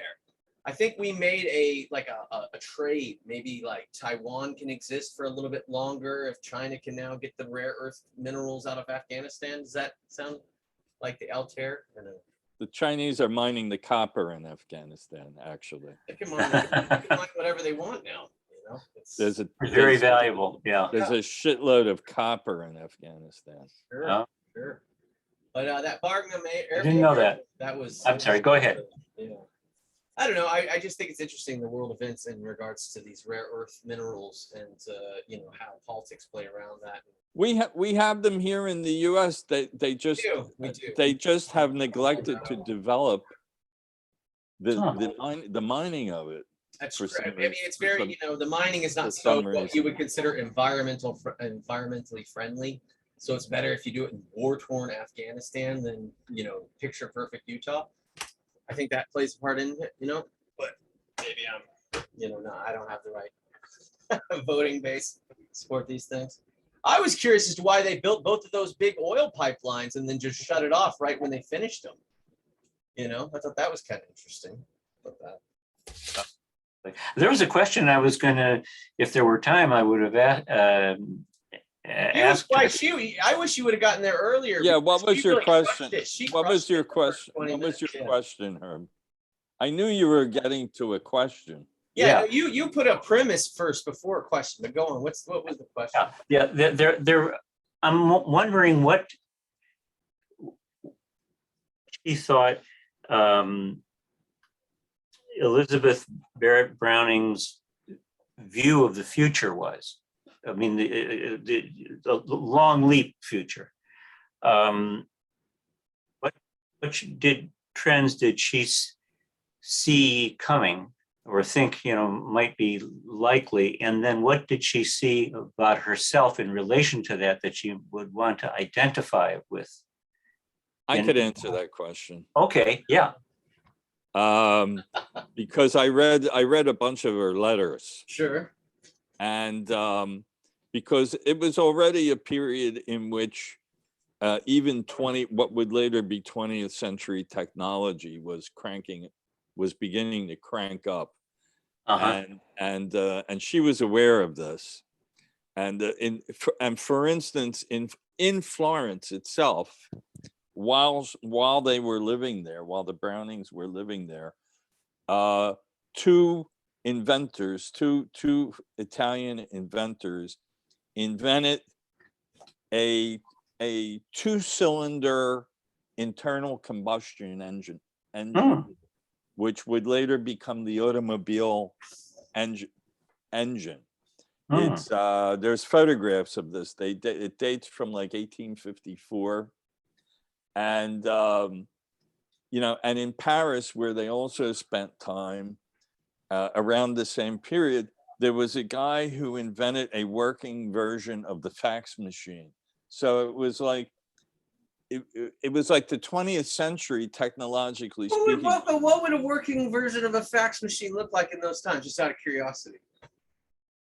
And it operated, and that guy had the backing of Napoleon III. So it actually operated between Paris and Lyon using the telegraph lines, using the existing infrastructure, Wires, which was telegraph lines. Oh, I see what you're saying. But they had to abandon it because they couldn't separate the signals. So like dots and dashes kept coming through. Well, that's what I imagine that would have created the fax itself, would have been a series of dots and dashes, like early ASCII art or something. But anyway, in other words, and there are many other examples, in other words, the 20th century technology was already trying to be born in the 1850s. Yeah. And this was something that Elizabeth Barrett Browning absolutely did not like. Nor did she like the heavy industries that were already coming into being. She felt that this was like really going to like, you know, make life kind of uglier than it was. She what she looked forward to in the future had to do with political and sociological changes rather than technical, you know, the further breaking down of the feudal system, which is, you know, how slavery and serfdom and all those things were able to be sustained, which had to do with this feudalism that took like a long time to die. And you know, that's why she supported the creation of an Italian republic, which never actually happened. Like they created a kingdom instead. The republic didn't appear until after World War II. But you know, that was her. Was she right though? Was she right? I mean, She was right, or well, that's to be debated. well, She, not.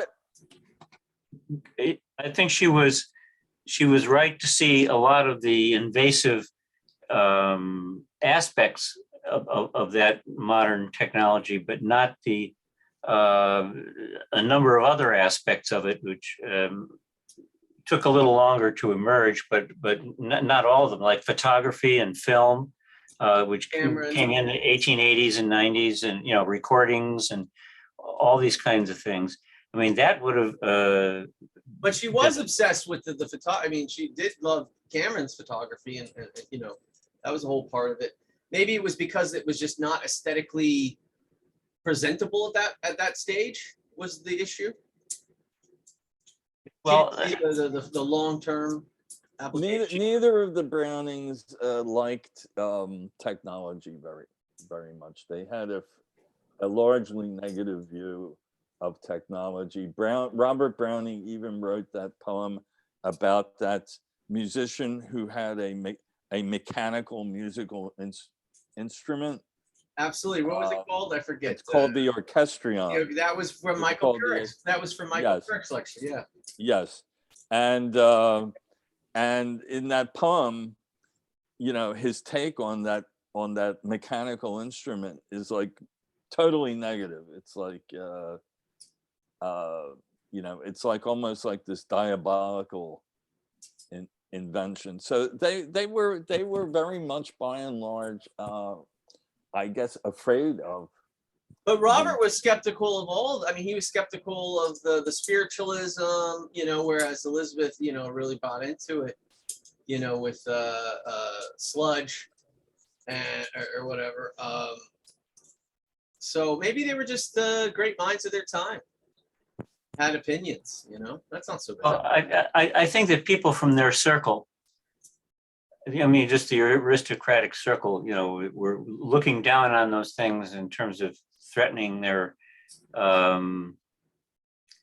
landscape, and yet the people who were making the money off of that, you know, the big industrialists would be, I guess that would be new money, you know.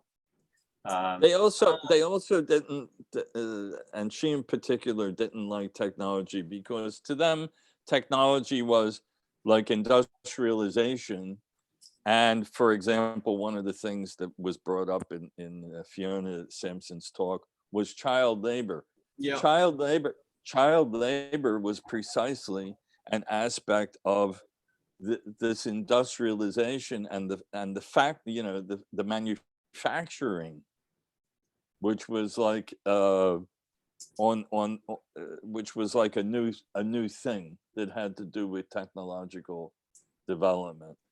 And so there were all these Well, that was one thing that I really picked up from her lecture as well, is that, you know, she brought that Elizabeth was really happy in those gossip circles and those, you know, listening to the people at that time's opinions, you know, and those would have probably not have been well versed in any of the quote, quote, technological, you know, stuff that you're mentioning.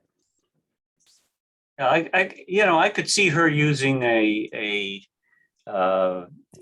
well-crafted, streamlined laptop Right? She would have really appreciated it. She would have. That would have been the modern day flush.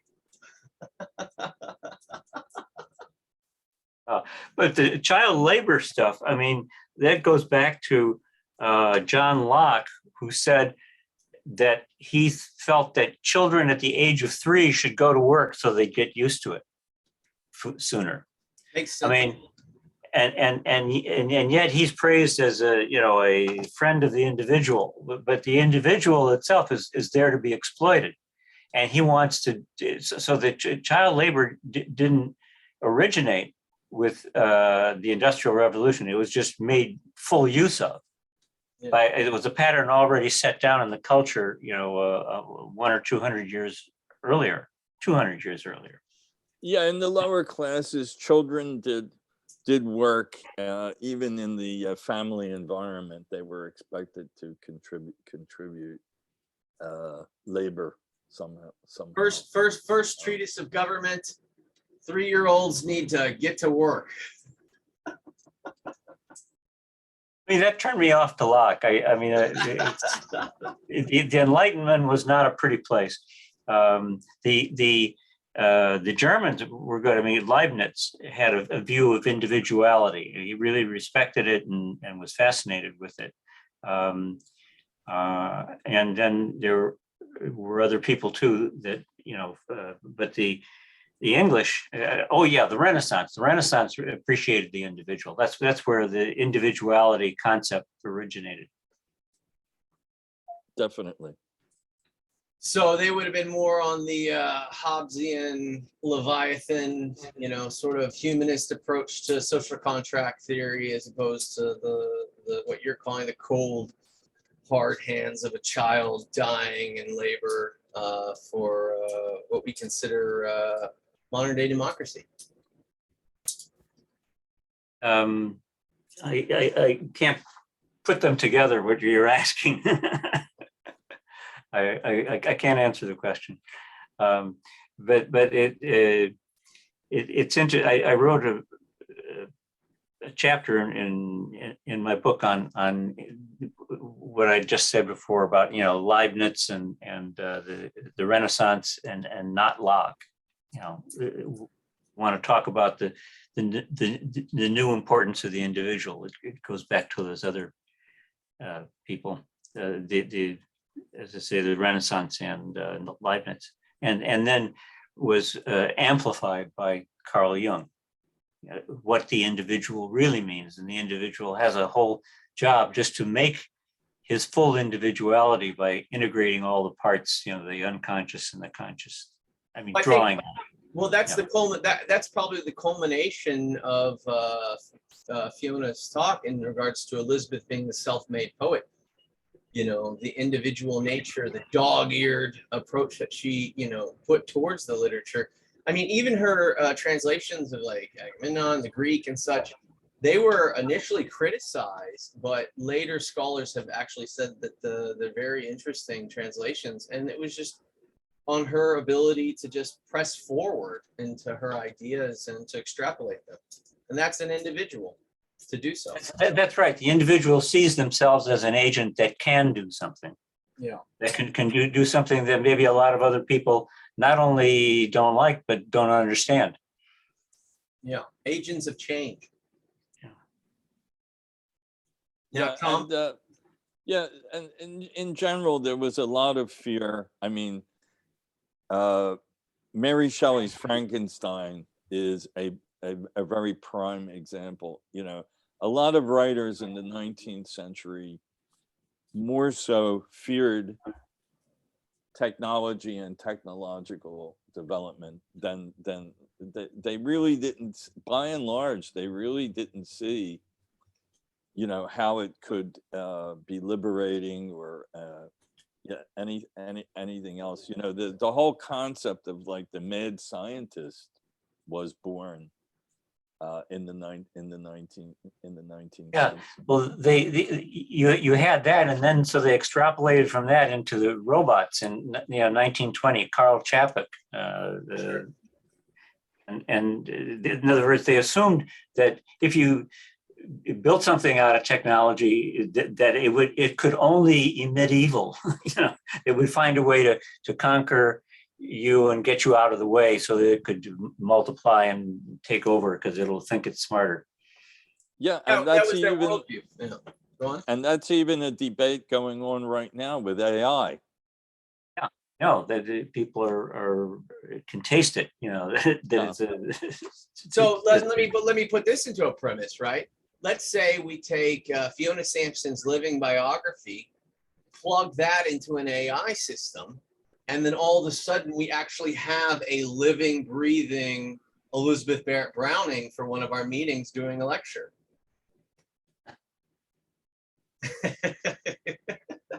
Question. We'll have to put the proper critic on that to judge, evaluate the outcome. Whether or not it's a novelization or Well, sure. That would be interesting or entertaining at the very least, because you could feed all of her letters, Everything, yeah, just feed and it. everything into an AI system, and then see what they come up with. Yeah, it would come up with, first of all, with the patterns, but then she's saying it isn't enough just to know the patterns. You have to know how you feel about those patterns. What are those patterns connected with? What is the potential? And the AI system, if it's aesthetic, will be able to attempt to do that. And then it will kind of ring true as to, well, yeah, she could have been like this, or if you slant it a little bit, there's some of this stuff in her. That would give you, like Goethe says, a number of different views of the same thing, so you understand it better. The only disconnect, though, and this is another. I'm trying to link it all to this lecture, is and I don't know if you were there yet, but she had made the comment that she had written this biography about Mary Shelley, and that she had been consulted to look at this particular bust. I assume it's at the Smithsonian. She said at one of our big institutions. I don't know who we are, but that once she confronted the actual bust of Mary Shelley, she said, "Of course she looked like that." I heard her. Yeah, she was answering a question when she did that. So yeah, she said it was the shock of recognition. Yeah. Yeah. So do you think that the AI would have that same? First of all, I don't know what leashes they have on these AIs yet, or if they're allowed to walk through these institutions and examine busts. But do you think that the AI itself would also have that shock of revelation, or is that just an innately human ability? You could simulate some aspects of it. You certainly could have it produce it for the reader. That's the or the listener, whoever's witnessing this. And so the AI, you want not only to read the things of Elizabeth Barrett Browning, but also read Fiona's biography. And apparently Tom read it, and Laura, everyone loves it. And honestly, I haven't picked up a copy myself, but I guess I have to now. It's good. Yeah. Everyone's saying I was intrigued by her and by the things she was saying. I really was. Couldn't believe it. Oh yeah, no, it was amazing. What a human individual. You think she enjoyed being with us? I would think so. But talk about a lot of different things. Well, maybe we'll have to send her a check. I don't know. Like maybe she likes us a little bit more with some money, It was brilliant to invite her, and I'm glad she wanted to come. And I think she feels that we're allies in what she's trying to do, and it's clear what she's trying to do is not in the center of things. She's off on the outer orbit, Yeah, I resonated in a sense that she really knows what she's talking about, and that was really refreshing to me. What was funny is that when I started this Zoom meeting, I pointed out, because she had grown up in Wales, right? And yeah. I had just gotten this copy. I got this at the thrift store here in the Bronx, And this is Dylan Thomas, A Child's Christmas in Wales. Recording. Yeah, a recording of him, I think it's just so interesting how, whereas this is such a rare find, it's available now because people just don't really, they're just not really in tune with, their own history or even who Dylan Thomas is. Yeah, I have a recording by him too, doing some reading. I'm not sure if it's the same one or a different one, but somebody gave me their LP collection, and they gave it to me like 15 years ago, and I was just going through it now and I found the Dylan Thomas and some other things, and it's nice to see somebody else's curation and benefit from it. He was a great reader, a great narrator, Dylan Thomas. He was like, I told her, I said, look, I've had many drinks at the Chelsea Hotel. I've personally resonate. I think he actually died on my birthday, November 4th. Said, yeah, I've had 19 whiskeys and went back to the hotel to die. But yeah, no, he was excellent. So is our modern day, this is what concerns me. And I've been going around the edges, and I'm trying not to. What concerns me is that in an ability to try to make one's words available, you're piggybacking off of other people. And my question thus becomes, was Elizabeth Barrett Browning doing that? Was Dylan Thomas doing that? Was Percy Shelley doing that? Or were they just original voices? And it's kind of sad to me, well, not sad, but it's an interesting fact that for original voices to be able to even be read in these modern day times, that you would have to associate yourself with bigger names in which people actually did read poets or poems. Do you understand what I'm saying? I think so. It's worrisome. It's not worrisome. And I think it is a way to get to the readers. But I think it's a natural part of development is to try on other people's voices and pick things up. And then at some point we let go of those things and we do something that we discover that we have in ourselves that's different, but that's linked to that other stuff. I mean, the imitations of other people are the ropes and grappling hooks, of climbing that enable us to get into ourselves, into what's really there. Well, and that's what Robert Browning did when he was, imitating Shelley as a young man.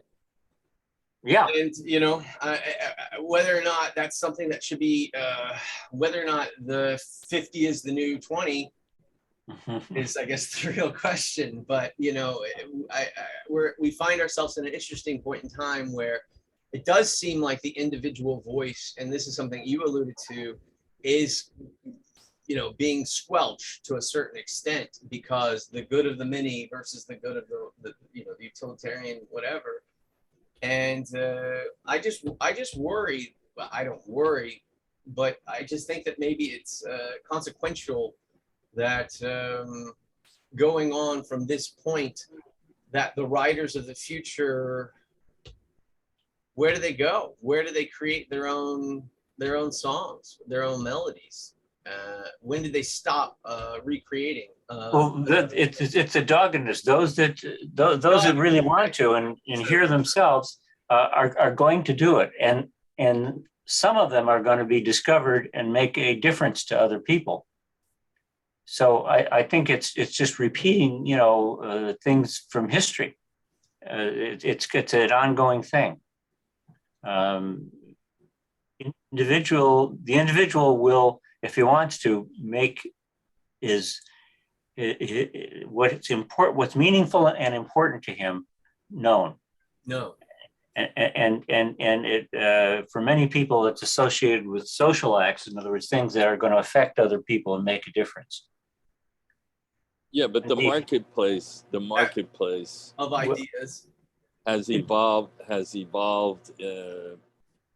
in ways, in recent decades, has evolved in ways that are really not favorable to Well, we never ate dinner with the AI before.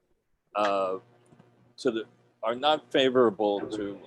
There's been a shift since like the 1960s, a constantly ongoing shift away from what what they used to call highbrow literature. Right. You know, Virginia in the 30s, books by both Virginia Woolf and Gertrude Stein were bestsellers. They sold big time. Yeah, absolutely. They were actually bestsellers. Yeah. And that doesn't happen. That doesn't happen anymore. It's what becomes the bestseller is at best a kind of a imitation highbrow novel or it's or typically. something Let's talk like brass tacks on the marketplace. If you were to have a best-selling novel, and Fiona Sampson's book is doing very well from what I understand, but nonetheless, a lot of these are like reproductions of the movies, like a book made about a movie. The movie was what reached people, and they're now exploring books just because of the movie. Well, don't forget, and I would have mentioned this to her if we had had a further Q&A. Her book also benefits marketing-wise from the fact that it fits in to the political moment. Yeah. As far as the promotion of or the idea of rescuing the reputations of certain women. Certain women? Yes, women. It has to do with the fact that Elizabeth Barrett Browning is a woman whose reputation went all the way down to the bottom. Where she started out to speak.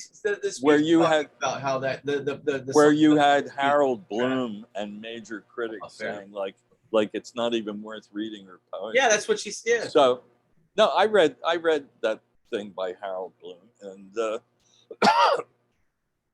so in other words, it's of the moment that the idea of rescuing some supposedly great woman's brilliant reputation is it's tantamount to the modern day narrative.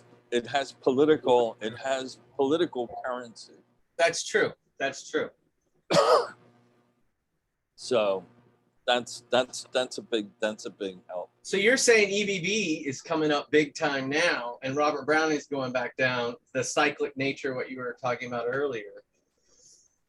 You think Robert Browning's going to have another apex in the near future, or how long do you think these cycles last? These are writers from the 1800s. How long do people even reference the attempt to excavate and bring up the reputations of the neglected parties, whether they be women, whether they be Black, whether they be some 19th century lesbian writer, or it's like the exaltation of the minority.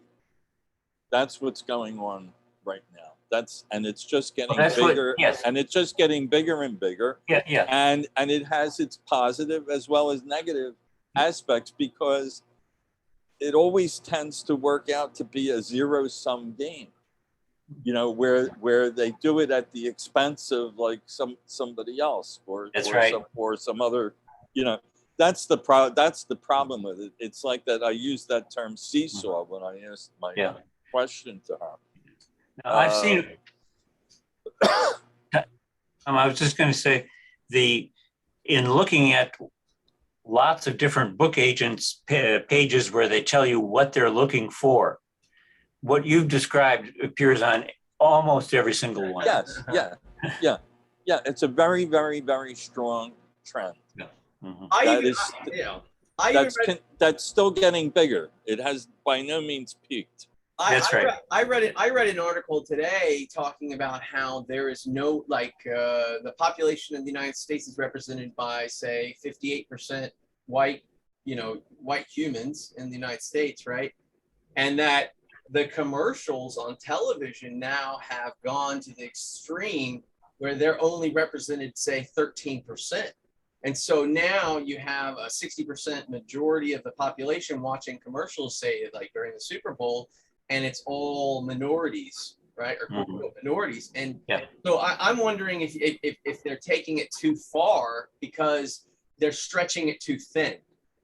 Because there's only going to be so much of this that you can reestablish or save, like with this Elizabeth Barrett. First of all, she was an amazing writer in her own right, had nothing to do with her gender.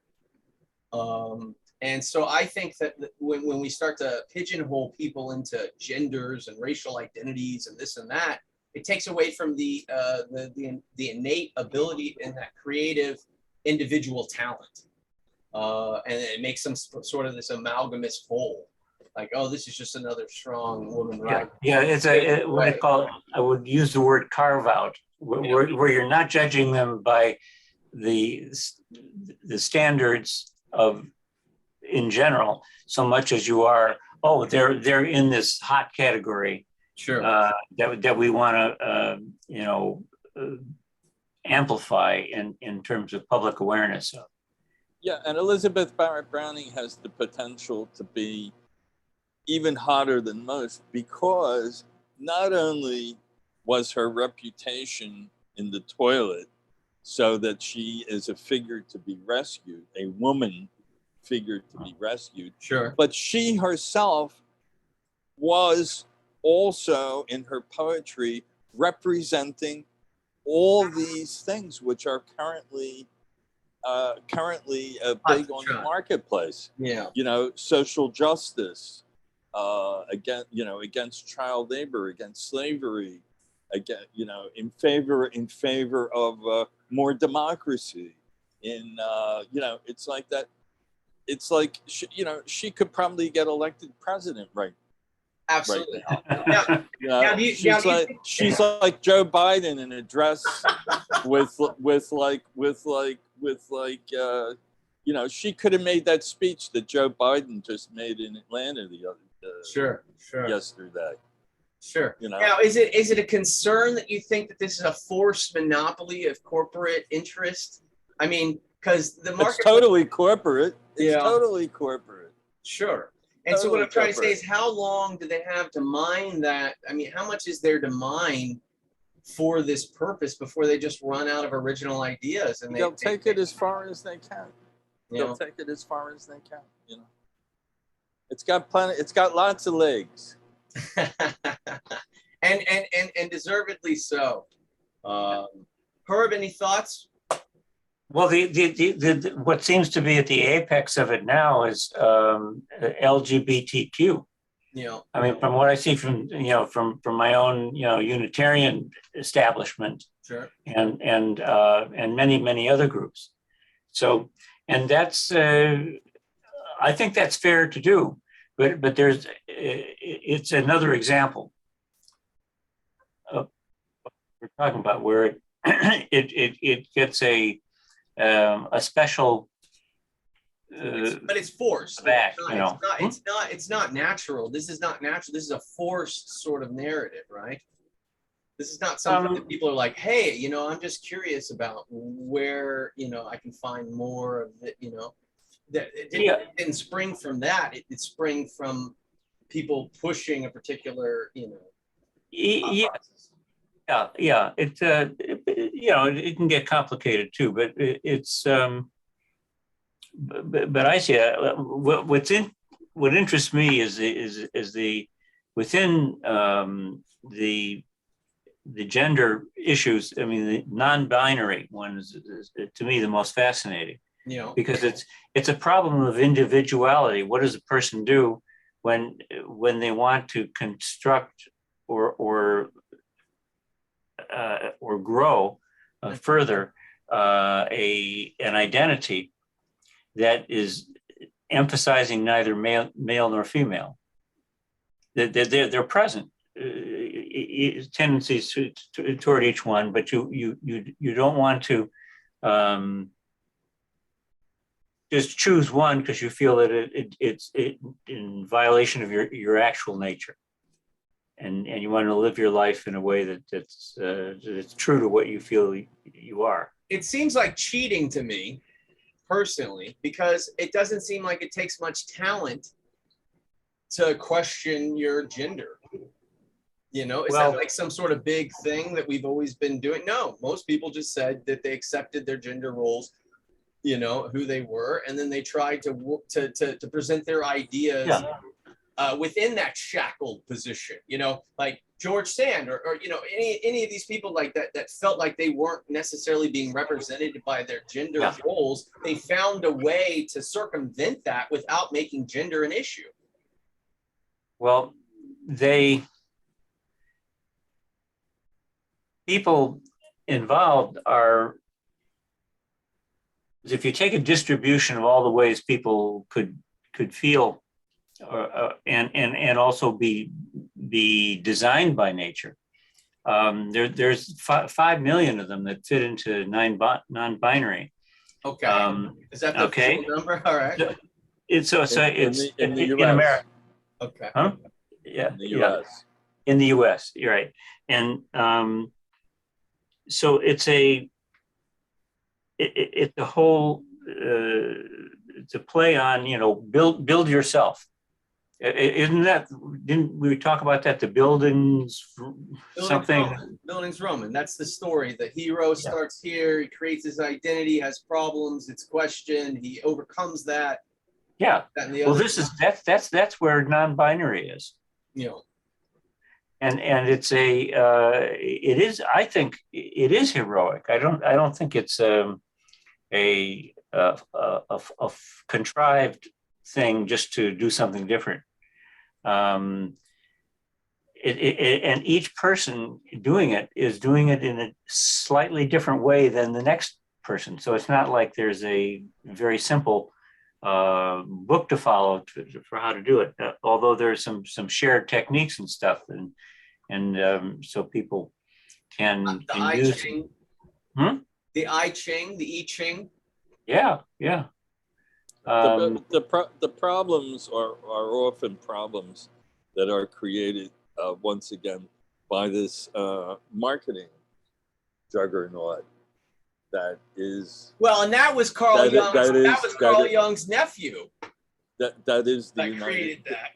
That is Edward the Bernays, United right? States. You know, at this point, the United States is Or Freud's basically. nephew. I'm sorry. The United States at this point is basically this like huge marketing machine. Yes. You might as well call the Republican and Democratic parties both like the Wall Street Party. Sure. Yeah. Well, that started in 1880 with Sears and companies like that, and Nabisco. Sears. With the marketing, yeah, and then it got a big boost in World War I. Motivation kind of stuff. You had people who went from the military into HR and private corporations and organized things because they thought they knew how to sort people into what category was best, type of personality was best for this job and that job and other jobs. Well, that's what you're defining as the binary, the punch system, the 1 or the 0, right? Yeah. How would you define? So I'm just curious. How would they start to define things if they didn't have to enter them into a computer, right? And that's what, because when you use the word non-binary, and I'm not like the enlightened, I guess, on the whole binary. Yeah. But how about non-polar? What they could have used the word non-polar. Okay. They just happen to use the other one. Both mean the same thing. Yeah. Actually, binary means, two. So two different choices, but you're not telling The that lights they're on or opposite. the lights off. The lights on, the lights off. The lights Yeah. on, the lights off. Yeah, that's right. That's probably what they were going on. Yeah. But non-polar would be maybe more insightful. Well, it seemed that way. I mean, like the lights on and the lights off, right? But what do you do? No, it's not true. It's not true. And I'll give it one example that was enlightening to me. A person can have a chromosome that says that he's a male and can have hormones that says he's a female. Or two chromosomes specifically. Yeah, it's two. But so in other words, when you get mixed signals, then the body starts working to build each of them, and then they're both present in the individual, and then the individual has to say, "What do I do with this?" And then they begin to problem solve. But what I'm trying to figure out is, at what point did that become a part of human existence? Was it when we started entering in binary computations into the computer through punch cards? Because it's probably been true for forever. So people before they even understood the idea of lights on, lights off, right? Like hermaphrodites. Okay, I mean, sure. ancient cultures, were very wrapped up in that. It's as old as genetics. It's as old as genetics itself. And those people always had a sacred place in society, right? In some societies. Because they were complete. In some societies. In some societies, correct. Yes. So they were always that was always addressed naturally, organically. People understood that, yes, this person doesn't fit the quote unquote binary narrative, so we're going to accept them. We have a royal position for the eunuch. We have a position for you in the choir. We know you have special talents, and they were enlightened. I mean, they were able to shine in those positions. So where was the disconnect? Where did we say that was not okay? So socially, I guess I'm just trying to figure out, where did we say that non-binary position was not okay socially? So that it was such an issue for people to make, this non-binary issue. I don't know. It's a good question. Yeah. It's fascinating that it's even possible to be not just one person.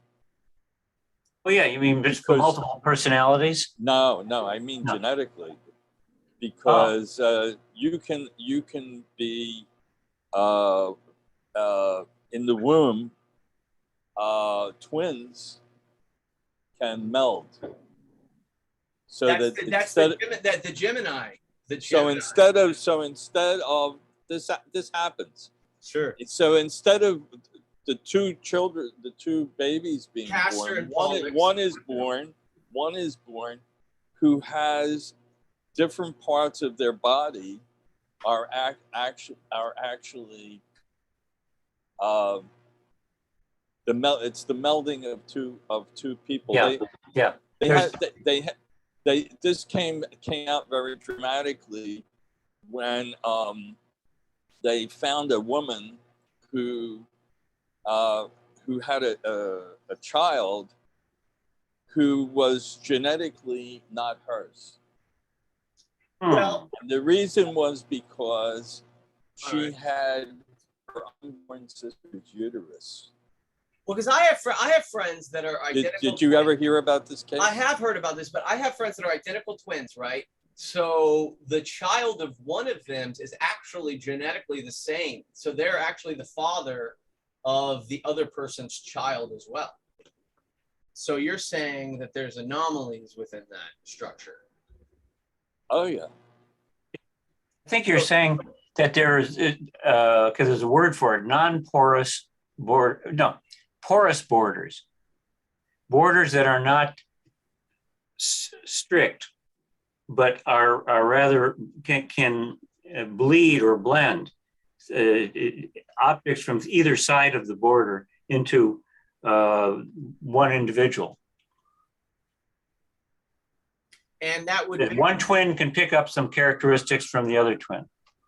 and that would not be, because identical twins, they would both have the same genetic characteristics. Yeah, right?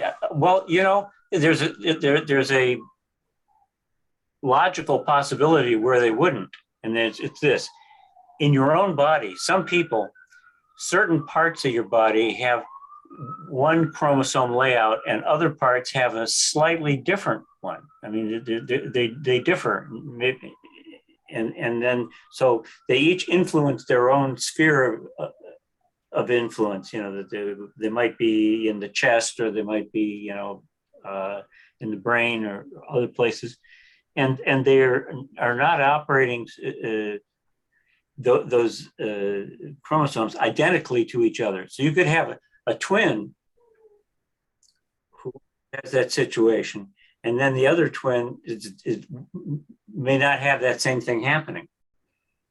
Absolutely. Now, so okay, so from what I understanding is that, well, would that be at conception or at birth? Because let's say you had two twins, right? And Yeah. one died stillbirth. Right.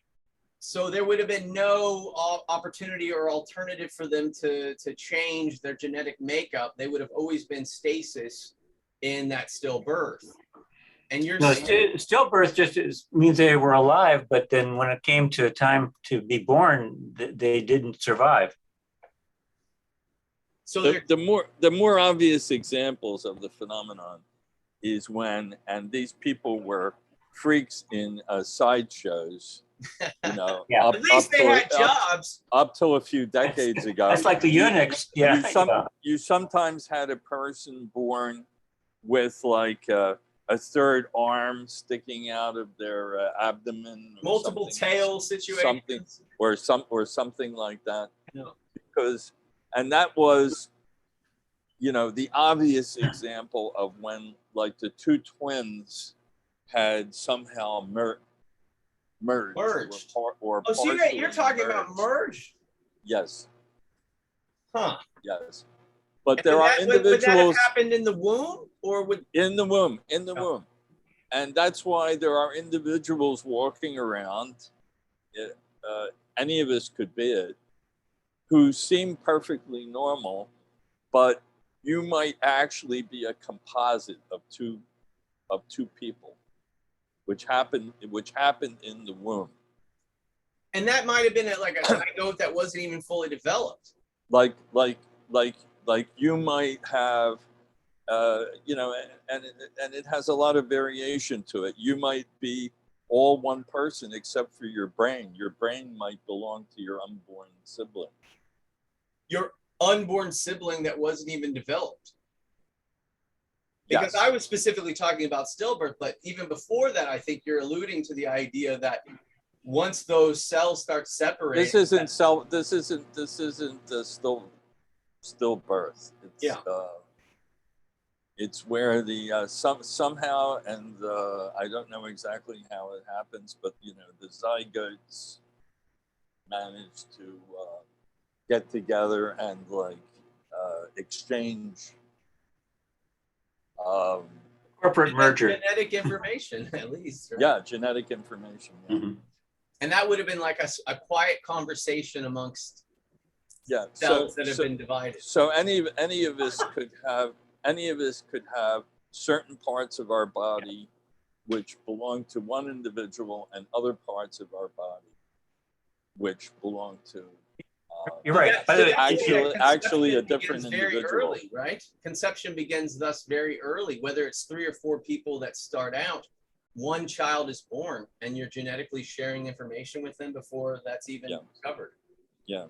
So this woman in this famous case, this woman is not the mother of her child. That's great. Because it's not her uterus. It's not her uterus. So that her sister, who was not born in effect, is the mother. anyway. So let me frame. Oh, hold on, I'm sorry. I had to take a quick bit. So you're trying to say that a child was born that wasn't genetically related to the mother? Correct. Well, who was not the child of who we thought of as the mother. This is all fascinating. I wish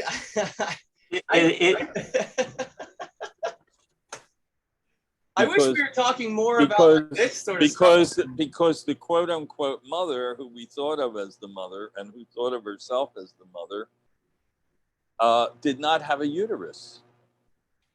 Oh, is that like that? I saw the other day that there was a baby that was impregnated. She had her sister's uterus. Oh my gosh. Because she started out on that level way before. Yes. Oh, wow. So there was two twins at the very beginning. Yeah. One never even, developed. But And the all other that one survived, took on the genetic makeup. all that survived of the one twin was her uterus. Wow. And that uterus gave birth. Wow. That is amazing. So this person who never existed It never existed except in a uterus transmission of genetic except as a uterus gave birth and yeah. That is awesome. I mean, that's just the amazing power of life, right? It's nature, nature and life. Yeah.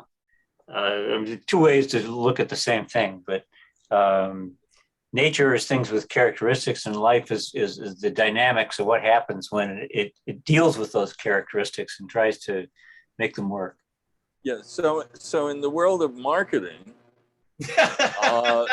just the way it's like very popular now to have your DNA tested just to see what if you have any kind of strange ancestry you didn't know anything about. Right. Yeah. They could probably do testing to see, because there are more of these people than we realize, just to see if by chance you are a composite of two different people. Because there are bound to be more of them. Yeah, I agree. And it would have medical implications as well. Are we even on that level medically that we can even? Sure. It has to do with inferences that you don't want doctors to make. So if you have let's say a non-binary person who's a result of these conflicting chromosomes with hormones, so the hormones could cause certain organs to develop as in certain roles that were male inside a female, and so they're telling the groups that are trying to help people in that situation are trying to publicize to gynecologists that they should ask the woman, by the way, do you have a prostate?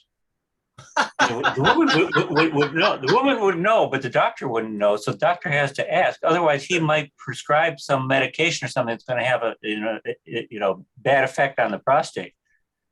Right.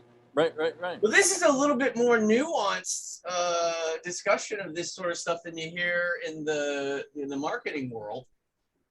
That's for sure. I mean, at the end of the day, I mean, it seems like it's a more complicated issue whether or not a woman has a prostate. There's a lot of research to be done, because another thing, for instance, is that because a lot of us are some percentage of Neanderthal. Correct. And that has an effect. That has an effect on the brain. Yeah. It might be the source of depression in certain Well, the in certain Neanderthal in frame was certain much larger people, than the. because you know. it results in a kind of a mental kind of a dissonance, because there's this other Neanderthal genetic influence in us, which doesn't quite jive with the rest of our genetics. Sure, it's interspecies. Exactly. So you're saying, okay, so we go back. All right. So that can create problems. And that would be particular within the Caucasoids, or so mainly, yeah. because like if you look at like Africans, like there's still tribes that are the indigenous real humans version 1.0 still. They're not part Neanderthal. They're not part Neanderthal at all. And then there's the other, and then you look at Russia and you look at all these different places where they're finding all these other different species of humans that existed. There are others, yes. You know, Well, their statistics should look a little differently in terms of the, for example, depression, or it depends. It might be covered up by numbers, but covered up by the corporate media. No, I'm just joking. Numbers. So you're saying that depression could come from like some sort of late interspecies breeding, where where the human is not necessarily. I strongly suspect it. Yeah, learning disabilities comes from a thing like that, where you get two conflicting signals, or two signals that are out of sync, that are not happening at the time when they're supposed to, and so therefore the effective one is lost. So in the creation of people who are on the I'm not sure if it's ADHD or if it's autism. That would be an attention deficit disorder that's maybe not being represented in the body that they represent themselves in, because they're not being fully realized. What's happening is that the like Denisonian, what it comes from, it has to do with attention. In other words, when you see a scene in front of you, okay, so there's a chemical that can be used to wipe out that scene to make room for the next one, so that the two don't blend together, when they're not supposed to, so that you can follow change. Okay, but that thing that's supposed to erase the blackboard, if that's late in arriving, then what you're going to wind up seeing is two superimposed images, or at least pieces of them. Ghost images. Would they be considered ghost images, or just partially unrealized images? Well, the things that are out of sync, that they don't make the picture clear enough. Mm-hmm. They muddy the picture. So you've got to really pay attention to try to work with that. It sounds like it'd be stressful. Well, the effect it has is that you're easily your attention is easily borrowed by other things that are happening. So instead of being able to concentrate on what you're doing, something else happens and you switch your concentration to that because it's not sufficiently anchored within your own genetic structure. No, in your perception, in your operation of your perceptions. But how does that link to the actual genetic connection between the interspecies? Where does the latent image come from later in life that would develop into what we consider consciousness? I think most of the time this kind of stuff develops because conditions. Let's say the mother smokes during pregnancy, like or marijuana? Well, just regular smoke. But the if something happens that starts to compete with the chemistry that's going on to make development, you get these other agents. Yes, including possibly Neanderthal DNA. Yeah. DNA. That's right. Because, if Neanderthal DNA can give you, for example, red hair, which is that something they say? Yes. Okay. that derives directly from the Neanderthal. That means that this DNA, even though it's down to like only like 4% or something on average, is still doing things to us. That's a lot. It It's has still, roles. it's still manifesting. 4% is huge, right? It's still manifesting. And I know somebody who was tested, and they Is that had why they 6 said? Is that why they say? What is it? Better off dead than right on the head. I know a guy. I have a friend who got tested, and they told him he has 6% Neanderthal DNA. You know, so there's some variation. Fair enough, but those DNA tests are strictly limited to the amount of samples that have been collected in regards to DNA testing. So like a good example, like Native Americans in the United States specifically, and in South America, they have these treaties to refuse any sort of genetic collection. So like we don't have, Yeah, that's fine. We don't have, no, I know, but we don't have a full resource of genetic sampling to even really coincide with. We only have what we've collected, correct? Obviously. Yeah. So there's a lot more out there, you know, that we don't even understand because we just don't even have any samples of it. Like, and look at the people, there's people in the forest that have been the same people in the forest the whole gosh damn time. Yeah, their DNA. Yeah, they're probably a bit inbred. But, yeah, but it would be a very influential discovery to see why and how that inbred nature developed the human individual over time. That's what I was saying. Like when you look at like particular areas of Africa and particular places in the Amazon, and even like the island off the coast of India, you have samples of specifically pure blood, whether it's inbred or not, which it is, but you know, those samples are going way back without any Neanderthal, without any Denisonian, without any sort of interspecies, you know, relationship. And that could potentially affect, you know, our analysis of current genetic structuring, I think. Yeah. But you know, you go there, they'll put a spear through your heart. You're not going to get any DNA from those people. I think it's not my bedtime, but I think I'm gonna, you know, go saunter off. Yeah. It's been a good day. This was delicious. Well, thank you, Herb, for being here. I'm glad you loved the Christmas card. Tom, you liked yours as well? sure. Sure. I'm glad I got any Christmas cards this year. I told you weeks ago. It's a good. But it just seemed like this year there was a lot less Christmas cards going around. You know, I thought that was interesting. Yeah, that's true. You know? So, that could be. It is. I actually got more than usual. Oh, great! It just goes to show you. Well, Herb, everything okay? You doing well? The new paper going okay? Yeah. It's going well. Also I'm vice president now. Shout outs, vice president. All right, let's hear it. The New York Academy of Sciences. There is a subsidiary of them called the Retired Scientists. They have a fancy name, the Lyceum Society. Oh, sure, the Lyceum. And they have their own officers and stuff like that. Although they report, the whole unit reports to the hierarchy of the academy itself. Yeah. But we're autonomous within them, and so we are.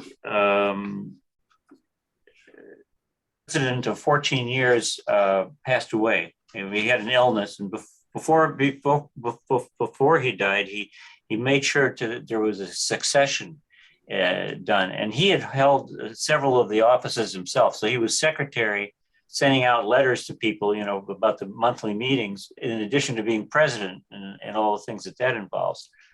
So he created a structure, you know, with a vice president and which we really didn't have before, and some other offices. So you got 5 people in like an executive committee, new president, vice president, secretary, and program chair, and officer at large. Sure. So, and he says, you know, work together, make things work. And then they gave me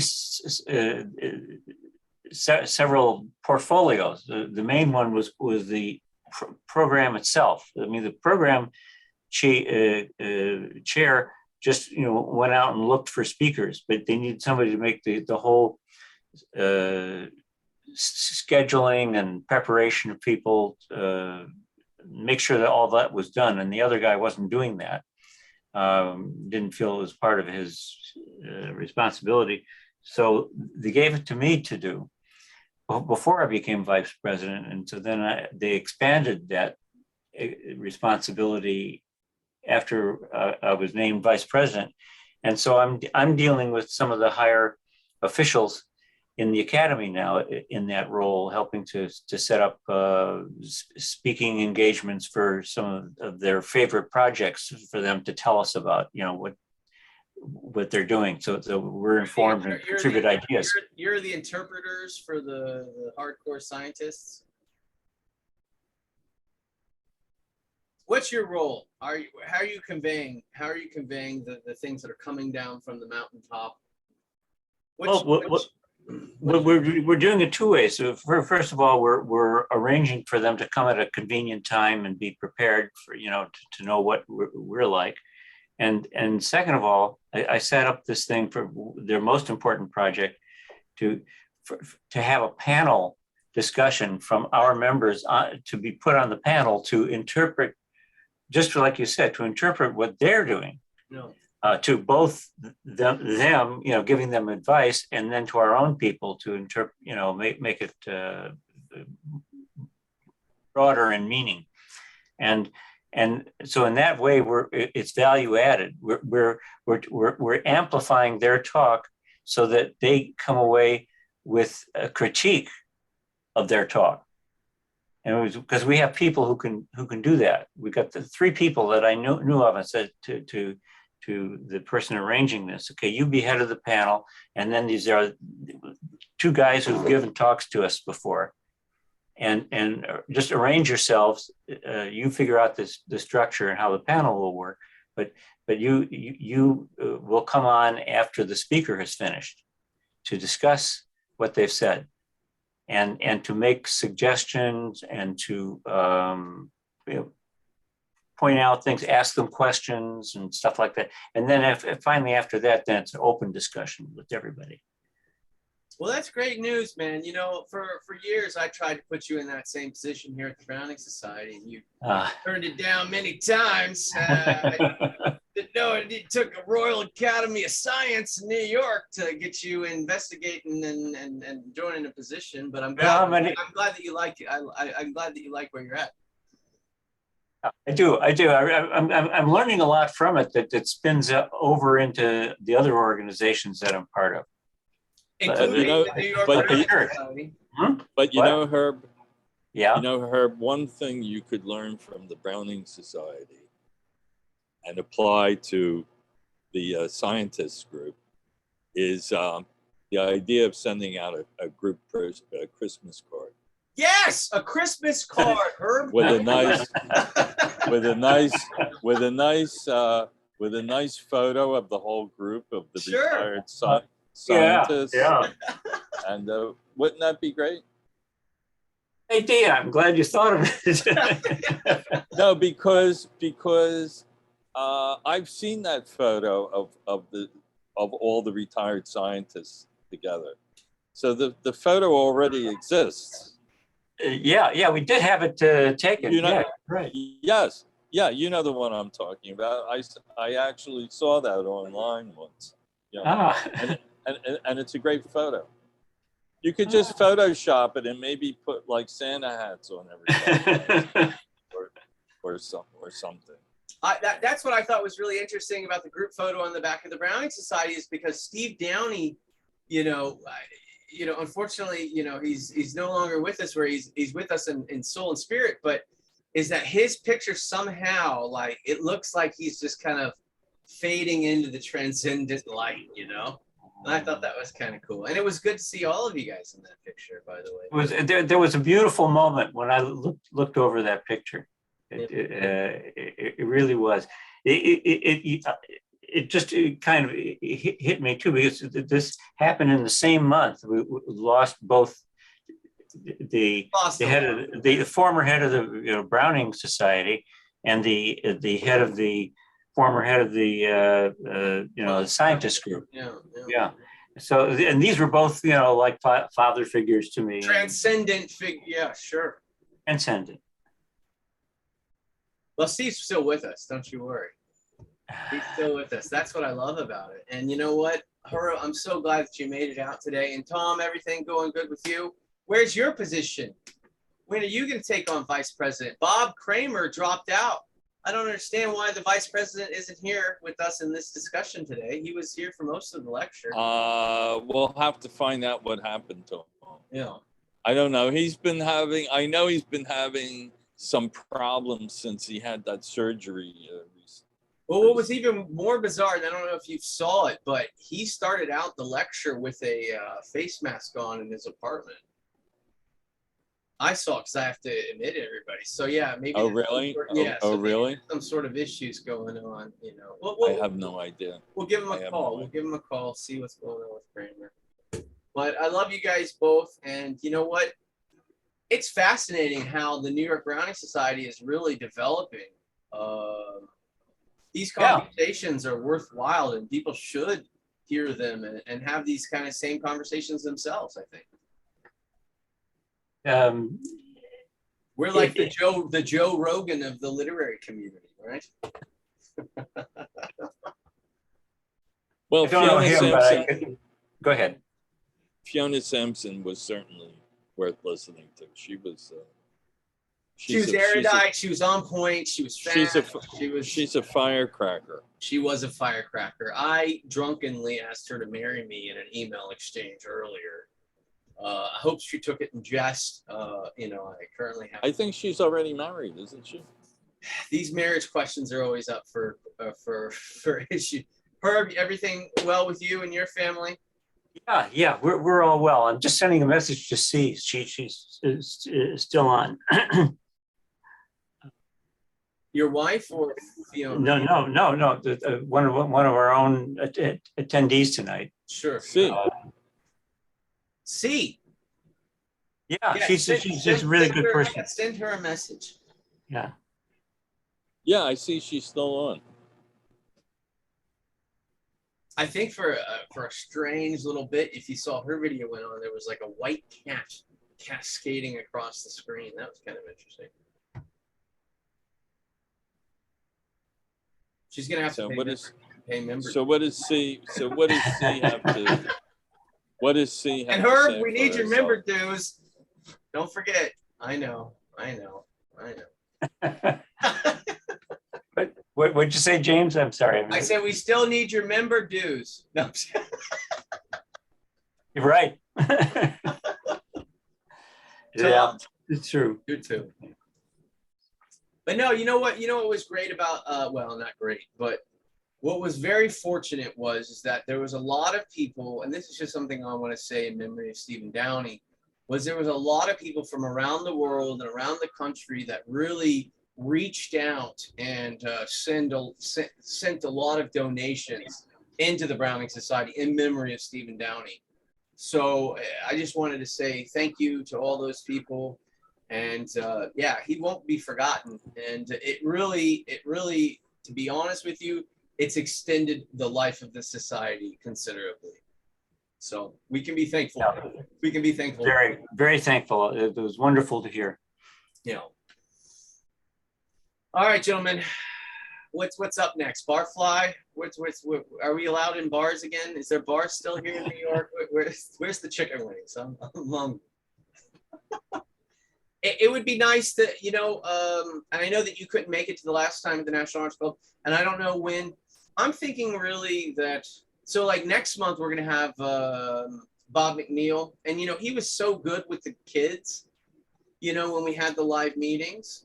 Oh, yeah. And, yeah, he was fantastic, but he is not wanting to meet in public. So, you know, it is what it I- is. I can understand it.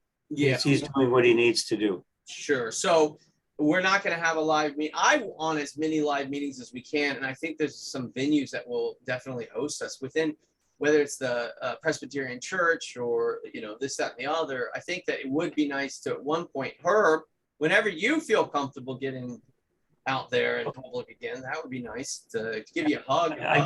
I got to be careful, and Okay. I affect other people. You know, my wife, my son. My You son could actually you is could very give helpful. me COVID. You know, I don't want to take that risk.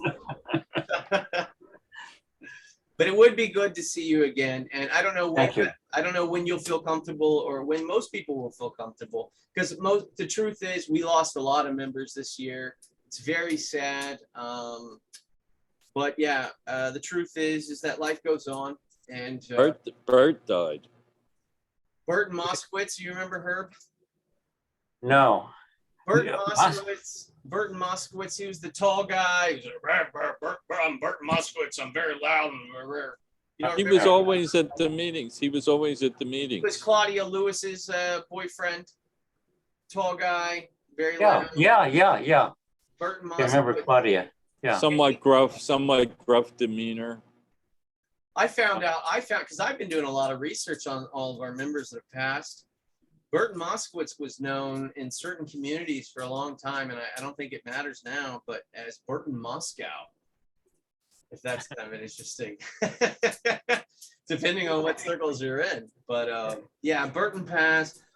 Fanny's still with us, but she is no longer capable of, I call her every month, you know. A lot of people passed. It's sad, but you know, they're up in age. And they lived, you know, 80, 90 years old. So, you know, good for them.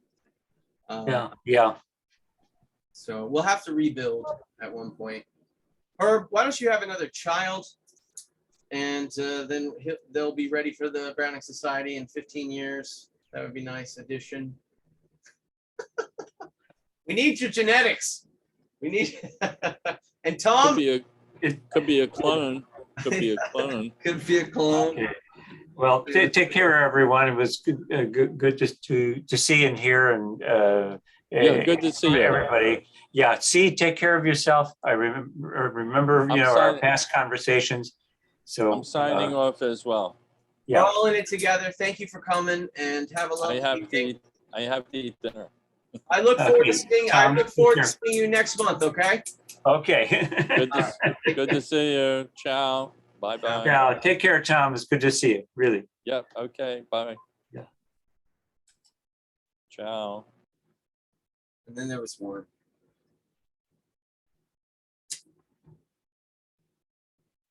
MWilliamBrowning.org. Check us out online. See you soon.